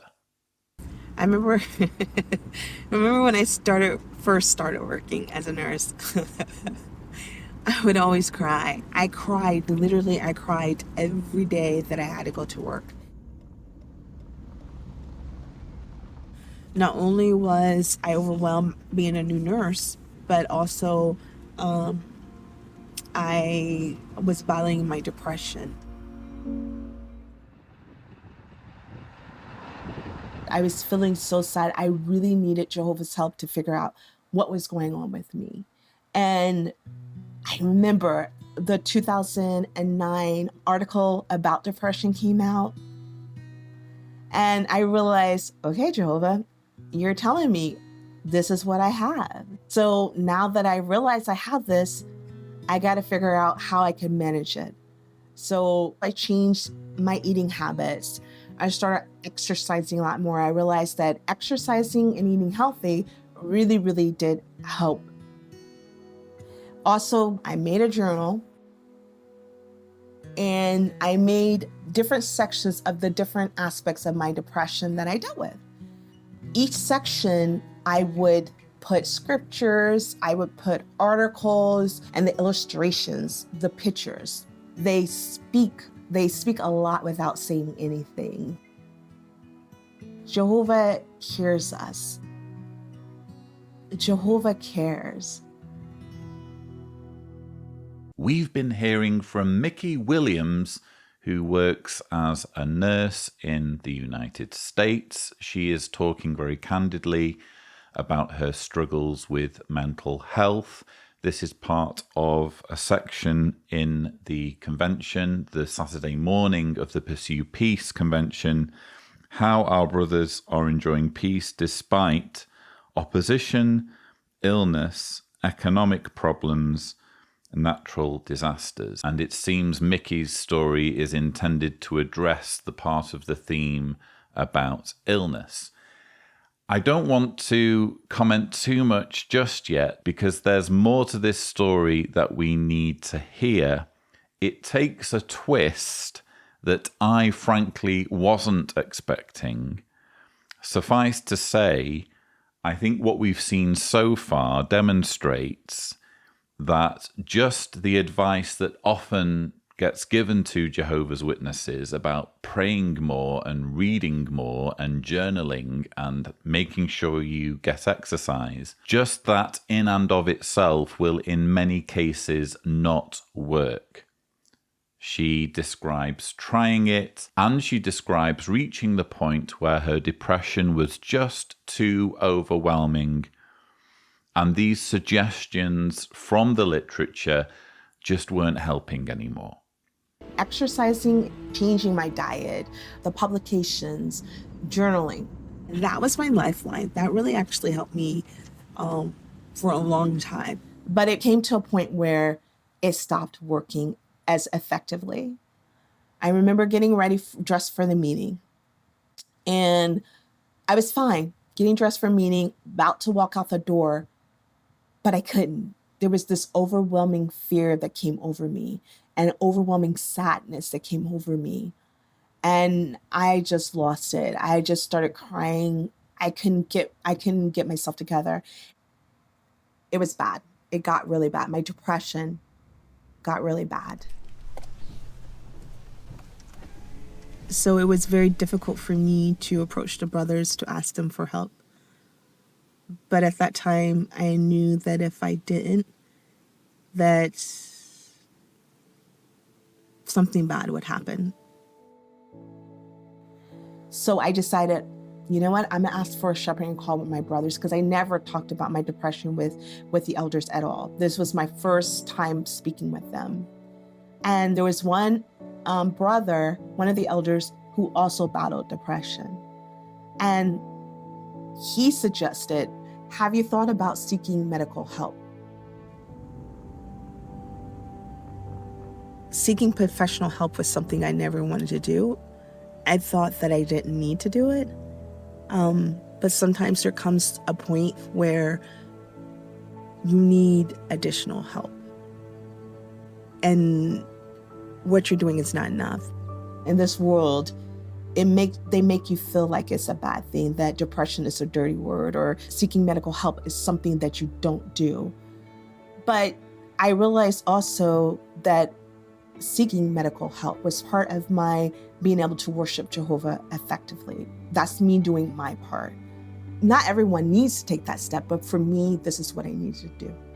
And I'm glad I did it, because the fact that I've never felt this good in my life. When I'm able to help people who are battling depression, I feel like Jehovah's using me in that way. And it makes me happy that I can be of use to Jehovah. It's good to feel, it's so nice to feel good again, to feel happy again, to be able to smile, to be able to take enjoyment in the small things, in Jehovah's creation, and, just be happy that I'm alive. So, yeah.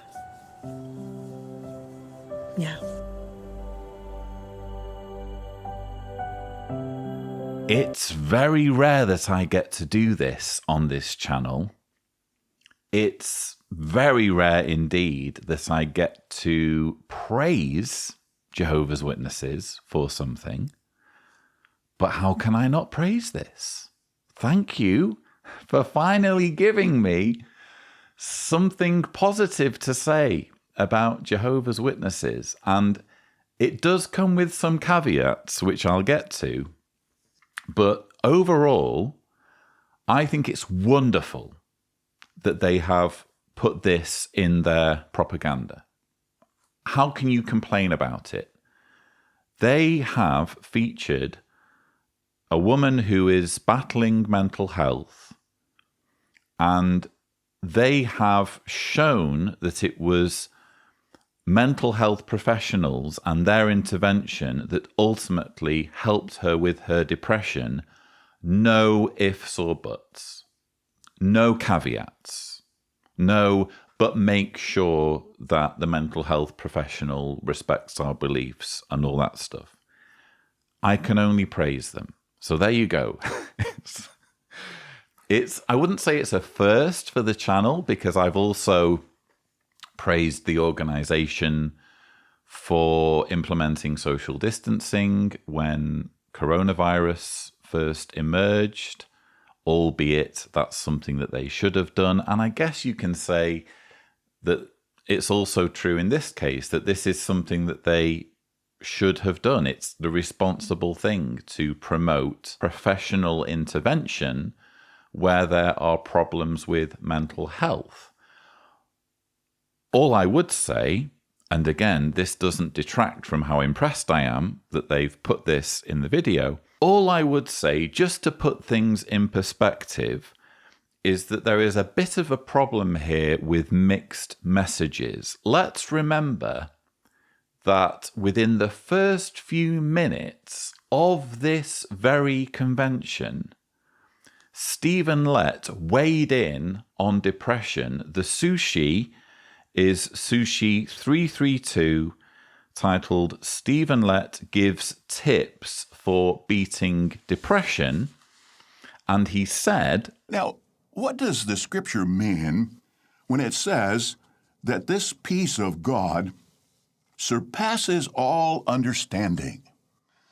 Well, we could say that it's so amazing, so powerful, that we limited humans cannot fully understand it.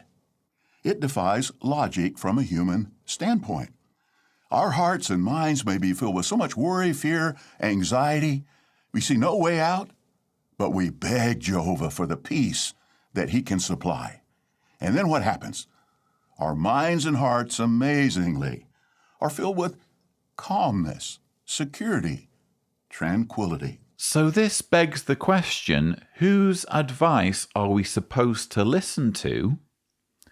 Are we supposed to listen to Mickey's excellent advice, brilliant Mickey, Are we supposed to listen to her advice about seeking the help of a mental health professional? Or are we supposed to listen to the advice of governing body member Stephen Lett when he suggests that if you have worry, fear, anxiety, and see no way out, everything will be magically fixed through the peace of God that surpasses all understanding. The peace of God that surpasses all understanding is all you need, meaning that if you are overwhelmed with depression, if you are overwhelmed with worry, fear, anxiety, and seeing no way out,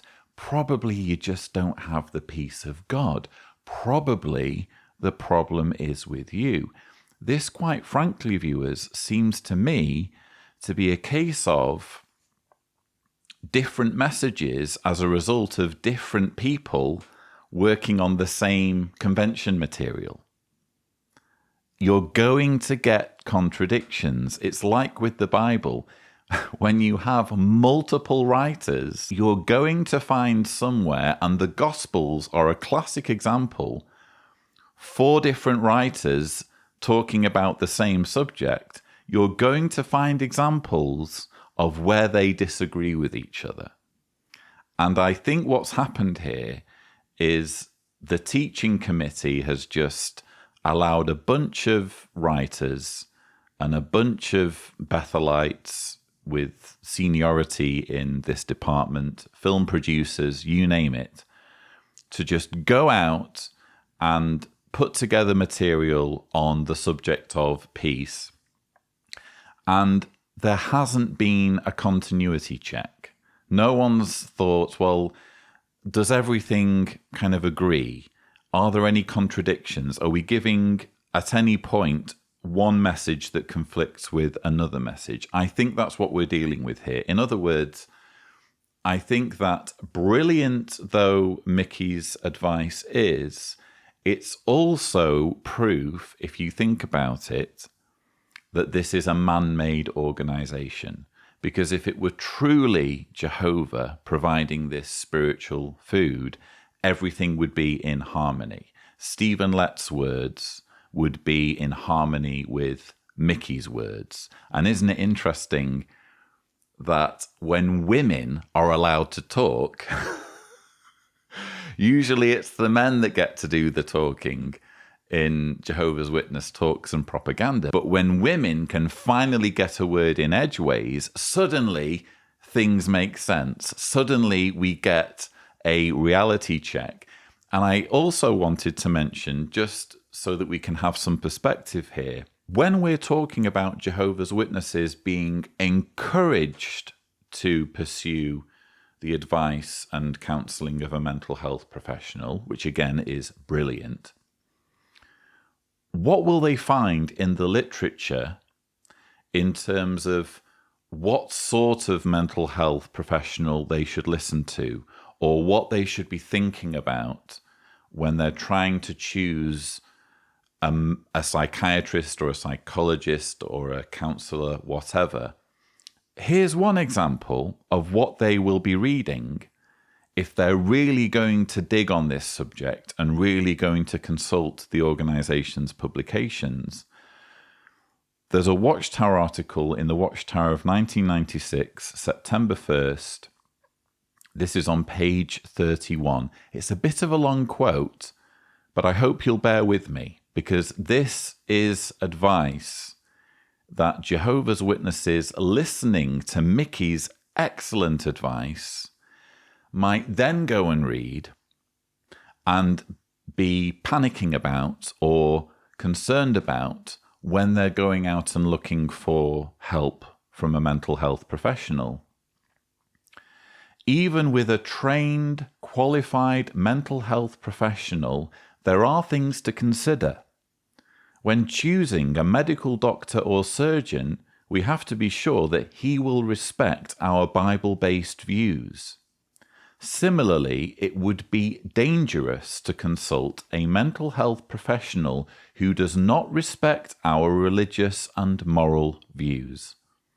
Many Christians are striving hard, despite mental and emotional confusion, to have the same mental attitude that Christ Jesus had. Such are rightly concerned about the attitudes of anyone who might affect their thinking or behavior. Some practitioners view any restrictions imposed by scriptural beliefs as unnecessary and potentially harmful to mental health. They may approve, even recommend, practices condemned in the Bible, such as homosexuality or marital infidelity. So, homosexuality is a practice, and if a mental health professional approves it, they become dangerous. It's there in black and white. Let's read on. These ideas are included in what the Apostle Paul called the contradictions of the falsely called knowledge. They contradict the truth about the Christ and are part of the philosophy and empty deception of this world. The Bible's touchstone is clear. There is no wisdom, nor any discernment, nor any counsel in opposition to Jehovah. Mental health practitioners who say good is bad and bad is good are bad associations. Far from helping to heal unstable minds, they will spoil useful habits. So let's please have this in mind before we get too carried away with the fact that the propaganda being shown at this year's convention has finally produced something positive, something that we can praise. Let's just remember that people who follow Mickey's excellent advice, if they do digging on this, will find this dreadful material that refers to homosexuality as a practice, refers to mental health practitioners who approve homosexuality as dangerous, and essentially tells Jehovah's Witnesses, if your mental health practitioner is in any way suggesting that your beliefs as a Jehovah's Witness, your lifestyle as a Jehovah's Witness, is contributing to your mental health problems, you should view this mental health practitioner as bad association and embark on this hunt, potentially going through practitioner after practitioner until you find a practitioner who tells you what you want to hear and won't consider the possibility that it is your beliefs and lifestyle as a Jehovah's Witness that is causing your depression. Turn with me, please, to the book of Ephesians. And note what is stated in Ephesians chapter 4, and we'll read verses 22 through 24. There it says, "You were taught to put away the old personality that conforms to your former course of conduct, and that is being corrupted according to its deceptive desires. And you should continue to be made new in your dominant mental attitude, and should put on the new personality that was created according to God's will in true righteousness and loyalty." So, like the first century Christians, you have come to know the truth about Jehovah. And the things you've learned has led you to become baptism candidates. Like all of God's people, you've done, as verse 22 states, to put away the old personality. But there in verse 23, we must also continue to be made new in our dominant mental attitude. This involves our thoughts, what we allow our mind to dwell on. Now, you know, the footnote for that verse indicates this term could also be rendered as the force actuating our mind, or literally translated to the spirit of your mind. In the English language, perhaps you've heard someone say that they are in good spirits, or you've heard someone described as being mean-spirited. Well, that's a description of one's dominant mental attitude, one's thoughts and motivations. It's what moves us to act the way that we do. Our goal as baptized servants of Jehovah is to gain a dominant mental attitude that aligns and is in harmony with God's thoughts. Now, that won't always be easy. It takes time and a lot of effort. Those who walk in the way of peace often encounter trials. And to stay on that road, we must be willing to make sacrifices. Yes, Jehovah's Witnesses must be willing to make sacrifices. So says William Turner, who is a governing body helper. William is giving the final talk of the Saturday afternoon session of the 2022 convention. He has the theme, Go on Walking in the Way of Peace, and a baptism talk is intended to welcome new recruits. So this video will be being watched by millions of Jehovah's Witnesses around the world in their homes due to COVID and the fact that it was impractical to arrange large gatherings when the Pursue Peace Convention was first being planned.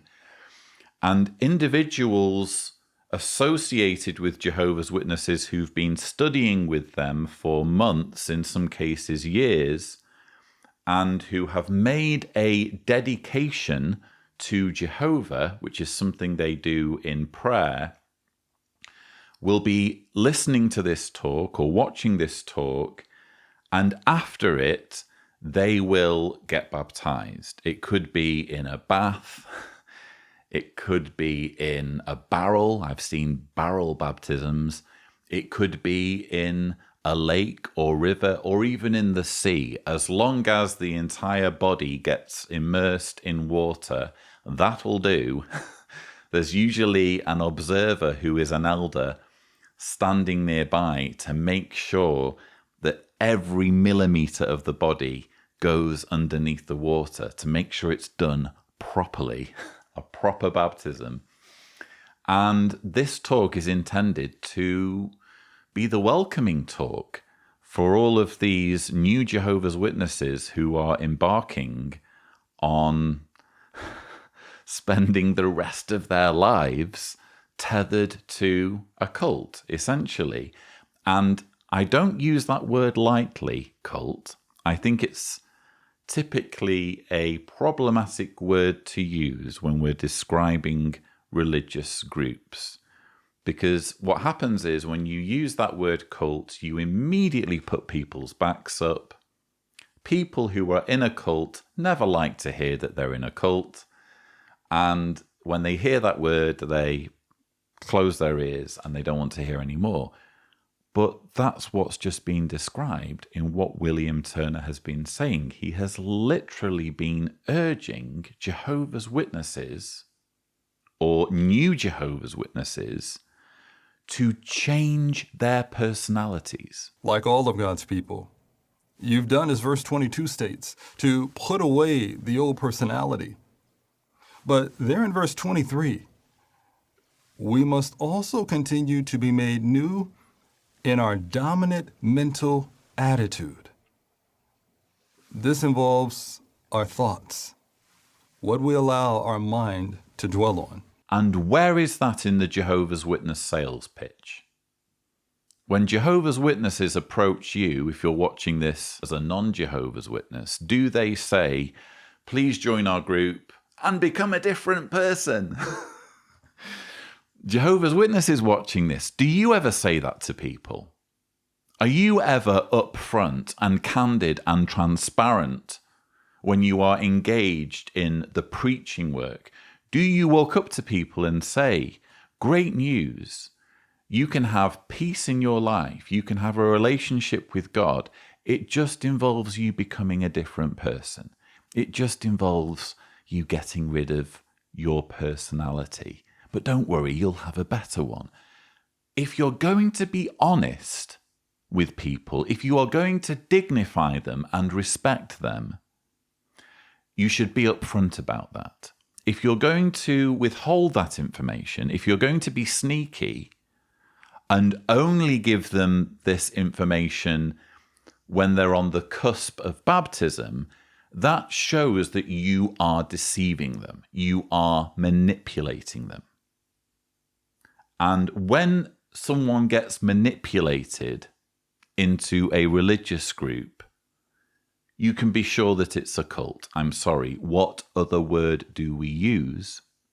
And he also talked there about our thoughts and changing what we allow our mind to dwell on. This involves our thoughts, what we allow our mind to dwell on. How are you supposed to control what your mind dwells on? You know, your brain will just do its thing, quite frankly. Your brain is going to process the information it has received throughout your day and throughout your life, and it will spit out any number of thoughts. And if you're going to suggest that some thoughts shouldn't be dwelled on and that Jehovah's Witnesses need to control their thoughts in some way, what you're advocating for, as I've said many times, is the concept of thought crime. You're telling Jehovah's Witnesses that it's a crime, that it's wrong to have certain types of thoughts. Again, if you're a Jehovah's Witness watching this, please put the pieces of the jigsaw together, will you? You're not only being expected to lie to people or withhold information about the end game of a Bible study, which is to change someone's personality, you are also being told certain thoughts that flash up in your mind are wrong. Sister Alfonso, can you tell us a little about your journey?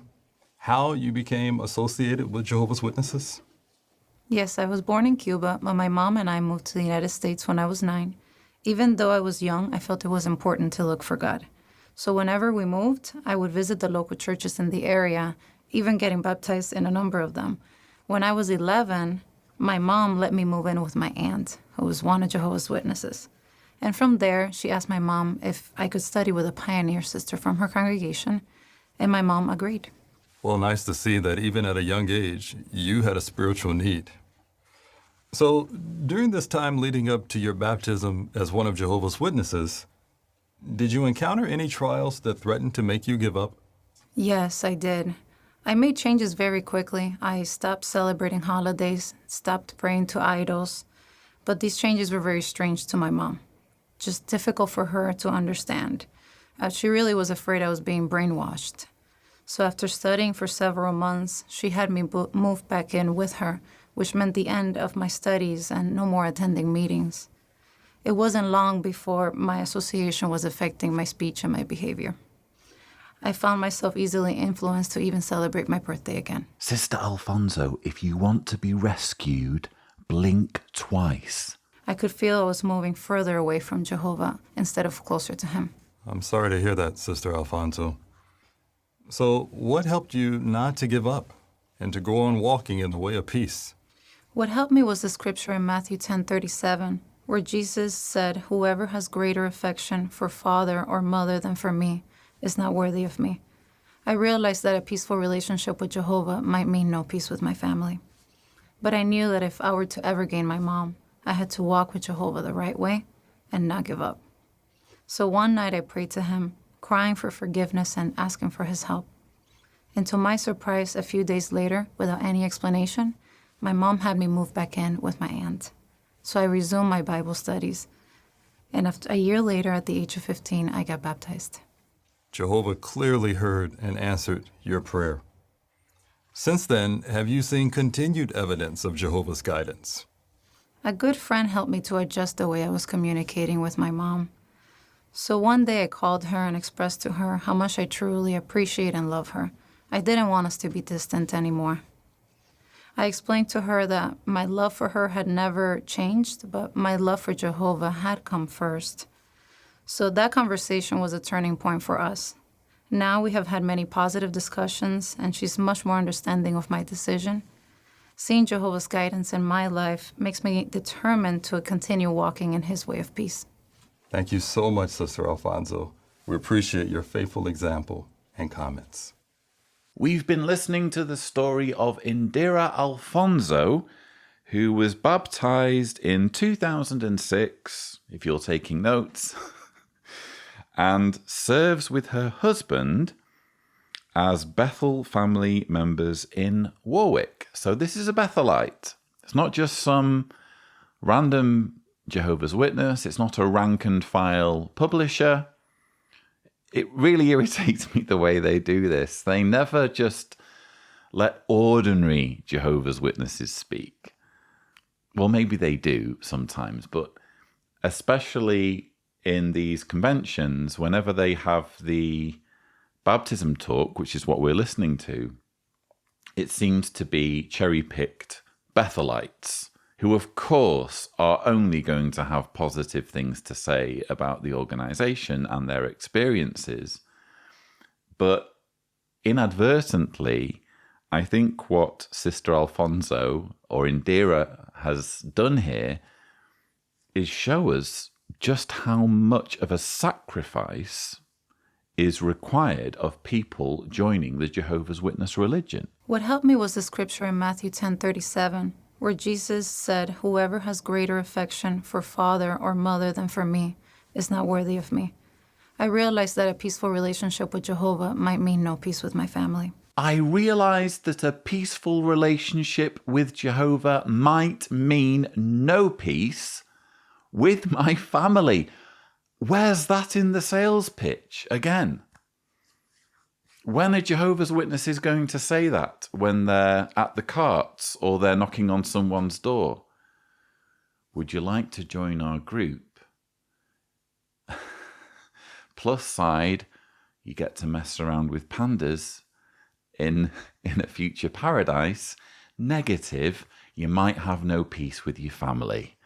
You know, if you're going to be honest and if you're going to dignify people and not try to trick them, this is information you need to be giving them on the doorstep, isn't it? It's actually quite interesting, again, how they've included this. They keep making these faux pas where they put this material that's really intended just for Jehovah's Witnesses because it only makes sense to Jehovah's Witnesses. But they include it in a convention to which ordinary members of the public are invited. So what on earth are you supposed to be thinking if your neighbour has managed to persuade you to sit in front of the flat screen and sit through? I just can't imagine that, by the way. But imagine that it's worked. The invitation has worked and a non-Jehovah's Witness has somehow been persuaded to sit through Friday morning, Friday afternoon, Saturday morning, and now we're at the end of Saturday morning, and they're watching Indira Alfonso say, yeah, becoming a Jehovah's Witness sometimes means that your family relationships get decimated.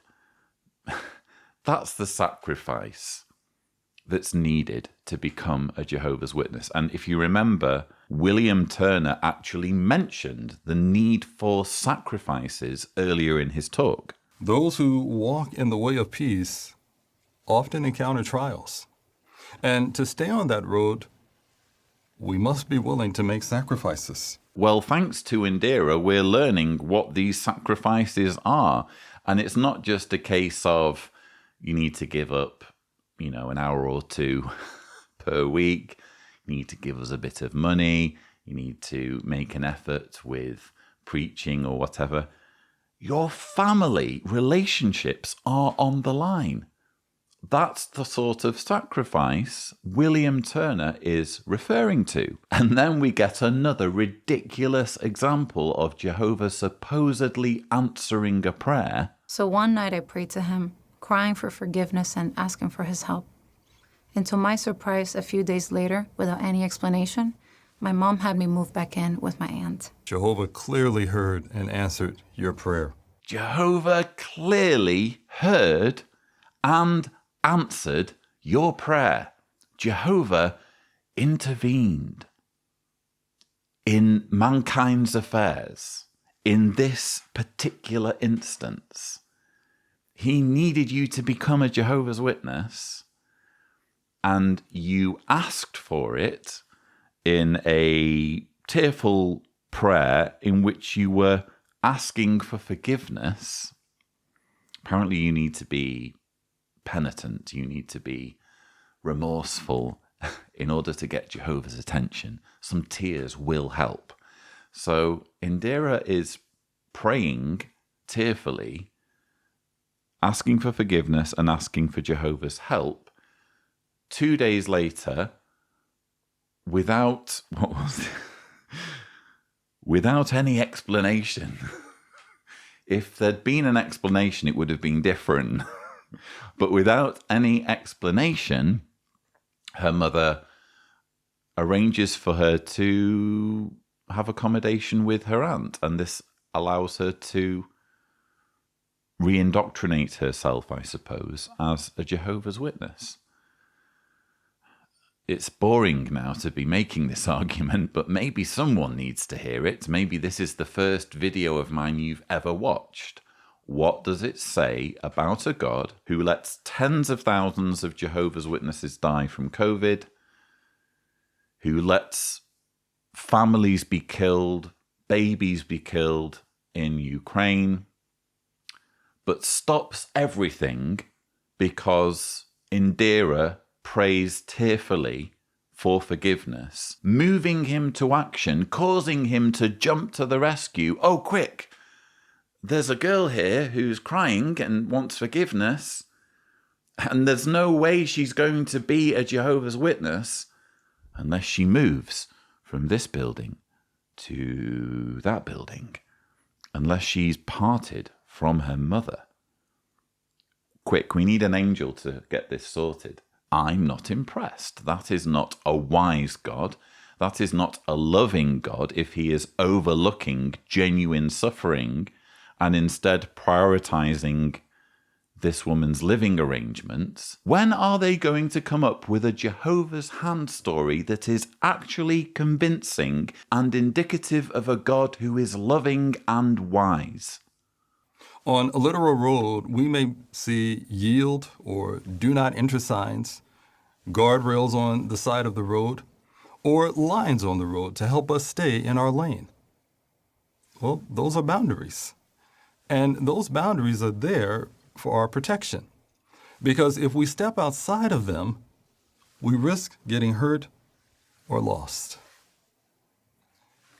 It would be great if we could tell you that as you continue on the road to life after your baptism, we would love to say that the rest of your journey is smooth sailing. You'll have nothing but safe travels. But the reality is that you will face challenges and tests of your faith. The devil will make sure of it. He will make sure that you are confronted with temptations. He wants to do whatever he can to damage your special relationship with Jehovah. But we're confident that you can succeed. You can be successful and avoid danger if you remain within the boundaries of Jehovah's way of peace. Now, how do you stay within those boundaries? By continuing to learn about Jehovah's laws and principles and obeying them. That obedience will not only protect you, but it will give you inner peace, peace that comes from having a clean conscience. We're watching governing body helper William Turner giving the final talk of the Saturday afternoon session of the 2022 Pursue Peace Convention of Jehovah's Witnesses. This is the baptism talk with the theme Go On Walking in the Way of Peace. And here we have learned that in order to go on walking in the way of peace, Jehovah's Witnesses must be obedient. They must stay within the boundaries. You can be successful and avoid danger if you remain within the boundaries of Jehovah's way of peace. Now, how do you stay within those boundaries? By continuing to learn about Jehovah's laws and principles and obeying them. Obey, obey, obey. We want you to be compliant. That's what it's all about. And where is this in the sales pitch? Again, why do you only hear this stuff when you're on the brink of getting baptized? Because this talk is intended for people who are literally about to get baptized as Jehovah's Witnesses. Why weren't they given this information on the doorstep? And granted, probably the vast majority of people getting baptized this year will be people who were raised as Jehovah's Witnesses and they weren't contacted in the preaching work and they were just indoctrinated into the faith from their earliest memories. But when Jehovah's Witnesses are doing their preaching work, why can't they say, we demand obedience? You'll only be really happy, you'll only really have peace as a Christian if you stay within the boundaries and obey our leaders. Sister Hurd, you've had many rich spiritual blessings, and we know that you've encountered challenges along the way.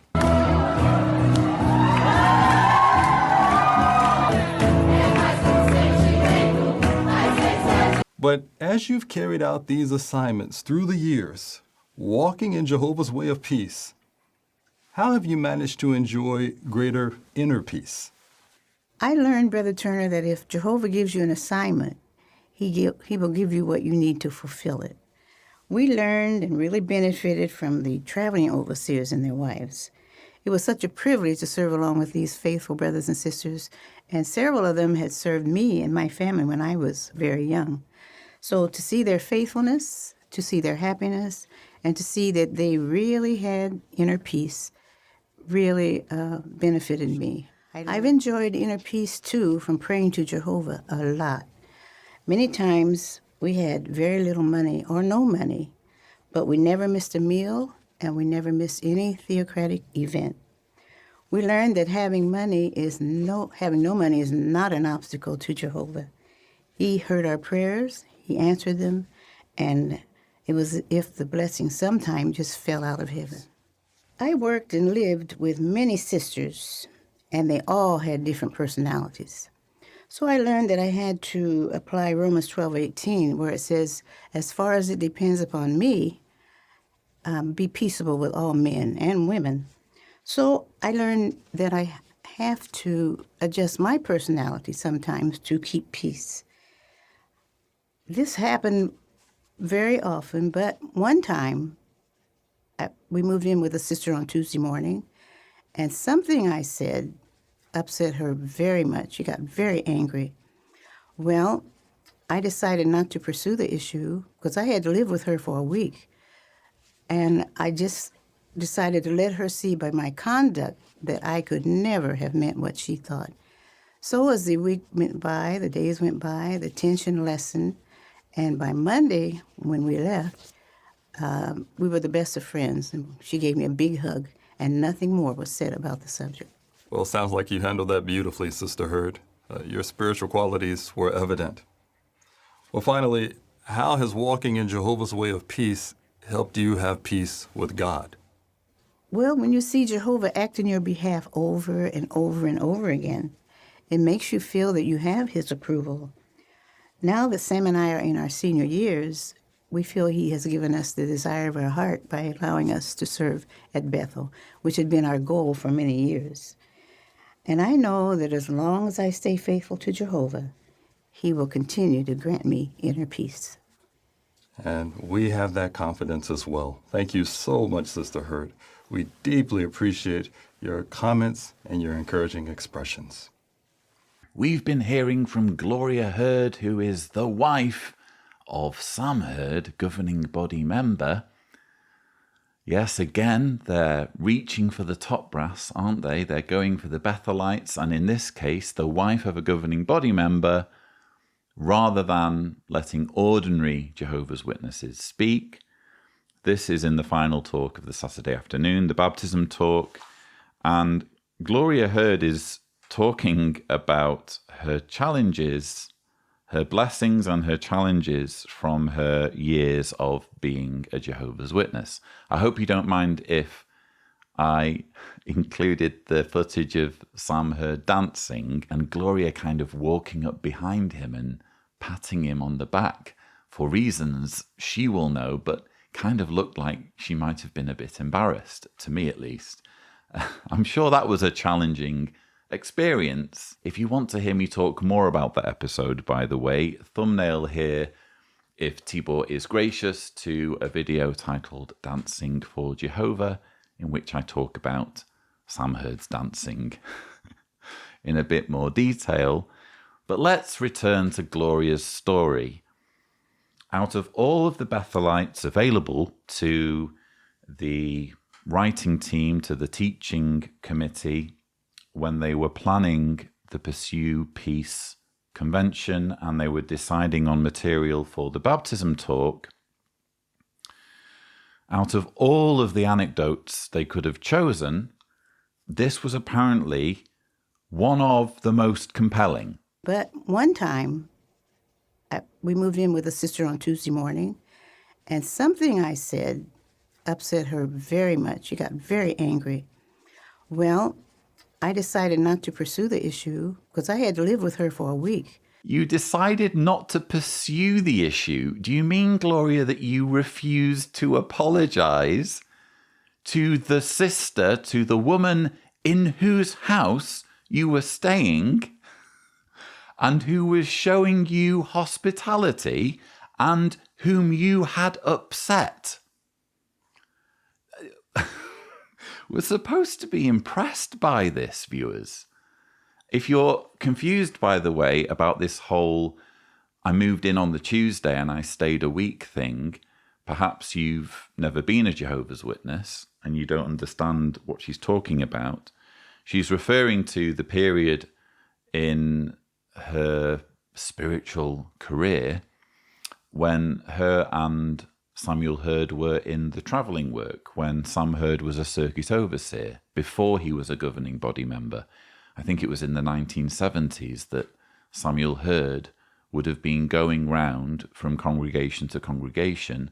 Congregations receive a circuit overseer's visit twice a year, and with few exceptions, for example, if there's a dedicated property for circuit overseers to stay in and it's near the congregation territory, typically circuit overseers will stay with a family in the congregation, moving in on the Tuesday and typically leaving on a Sunday or Monday once their stint has ended and moving on to the next congregation. So circuit overseers and their wives are spending the year just skipping from house to house to house to house, and it's deemed a huge privilege if you're one of the lucky families who gets to extend hospitality to the circuit overseer.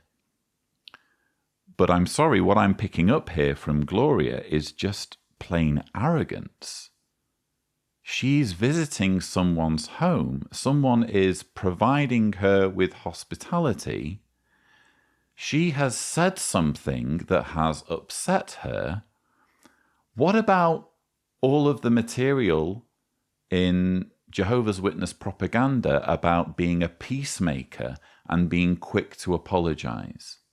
What about that instruction? Apparently it flies out of the window when we're talking about a governing body member's wife. She gets a free pass.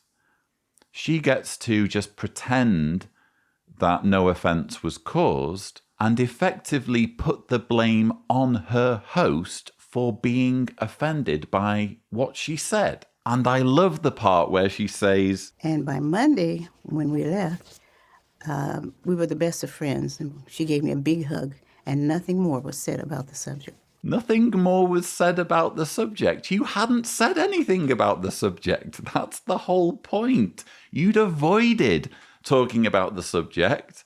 You'd avoided apologizing. You'd just put all of the blame on your host and stayed quiet for the week while your host was offended, all the while staying in her home and benefiting from her hospitality. But don't worry, at the end, when you move out on the Monday, she gives you a big hug, and that apparently means you're the best of friends. When we left, we were the best of friends. I don't think you were the best of friends, Gloria. I think you were tolerated. I think, if anything, your host, who you insulted, showed greater maturity and dignity than you. What we've learned from this interview is if you want to make it in the Jehovah's Witness organization, if you want to climb the hierarchical ladder, it helps if you're a really unpleasant, arrogant person. Don't let negative thoughts restrict or limit your progress. Instead, make the needed adjustments so that you can move forward and continue to rejoice. Note another area for readjustment Paul mentions in verse 11. There he says, continue to think in agreement. There were members of the congregation back in the first century that were promoting apostate ideas. Others were introducing controversial ideas that were not directly unscriptural, but they were divisive. This resulted in bickering and arguments over words, really creating a spiritually unhealthy atmosphere. Well, what's going to help us to continue to think in agreement? Remember Paul's words at 2 Timothy 2:23, to reject foolish and ignorant debates, knowing that they produce fights. Of course, we react strongly when facing issues that clearly violate Jehovah's moral laws. But if no scriptural principle is being violated, we're wise to abstain from promoting our personal opinions. We want to do all we can to avoid starting or being drawn into disagreements that can disrupt the peace of the congregation. At this point, I feel I need to congratulate the Jehovah's Witness organization. They almost made it to the halfway point of their 2022 convention without moaning about apostates. There were members of the congregation back in the first century that were promoting apostate ideas. We want to do all we can to avoid starting or being drawn into disagreements that can disrupt the peace of the congregation. They were almost there. The finish line was in sight. Bear in mind, this is a 3-day convention. You have the Friday morning, the Friday afternoon, the Saturday morning, and then you have Saturday afternoon, Sunday morning, Sunday afternoon. So we're just coming up on the halfway point, and they couldn't resist having a pop at apostates. If you watched my rebuttals to last year's convention, you'll remember that they had an awful lot to say about apostates then. Thumbnail here if Tibor is gracious to a video titled Everything They Said About Apostates at the 2021 convention. They really went into damage limitation mode. Clearly the organization is rattled by how much dissent there is and how the teachings and theology and policies are just unraveling when people go online and go on YouTube and Google things. You'd think they'd just ease off a bit. You'd think they would retire the A word for this convention Because, of course, the more you jump up and down about it, the more you mention apostates, the more you complain about their divisive ideas, inevitably the more Jehovah's Witnesses are going to want to know what all the fuss is about. But they just can't help themselves. They cannot help but show how paranoid they are at the very idea of the teachings, the authority of the governing body being questioned. To be fair, I don't think these remarks were actually intended for apostates, as in the likes of me, as in the likes of YouTube channels and websites and blogs that criticize Jehovah's Witnesses. I actually think what we just heard William Turner say was more directed at Jehovah's Witness anti-vaxxers. Of course, we react strongly when facing issues that clearly violate Jehovah's moral laws. But if no scriptural principle is being violated, we're wise to abstain from promoting our personal opinions. Anyone who followed the Jehovah's Witness response to the coronavirus pandemic will tell you that they had a real problem with Jehovah's Witnesses buying into anti-vaxxer propaganda online to the point where there was repeated guidance coming, especially to elders, telling them to get their act together, reminding them of how many Bethelites had been vaccinated and the fact that the vaccines were having a positive effect on the Bethel family. So why on earth aren't ordinary Jehovah's Witnesses being vaccinated in the numbers we would like to see? I think that the governing body, the organization, was aware that there was considerable dissent among a significant percentage of Jehovah's Witnesses who buy into conspiracy theories, who fall for whatever junk they see on Facebook or YouTube. In any population, in any religious demographic, you will get people like that. I see them on the channel. There'll be people commenting on this video saying, "Oh, Lloyd, I can't believe you've gone from one cult to another. I can't believe you've swallowed the plandemic Kool-Aid. Come on. Come on now. It's a real pandemic that has killed millions of people, and it would have killed millions more if not for the vaccine." So actually, the organization has played things correctly, in my opinion, when it comes to promoting the vaccine.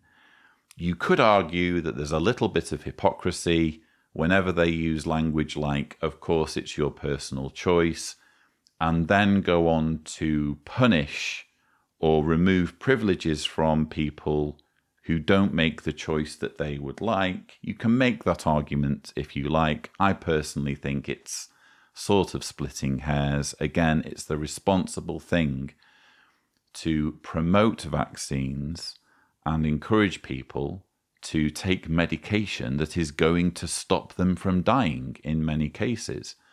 But what's interesting is, clearly, from what William Turner's saying, they had a massive problem with ideas that were not against Jehovah's moral laws, but were nonetheless causing division. It's a really interesting insight, in my opinion, into how conformity and unity is demanded by this organization. Anyway, those were my thoughts on the Saturday afternoon of the 2022 Pursue Peace Convention of Jehovah's Witnesses.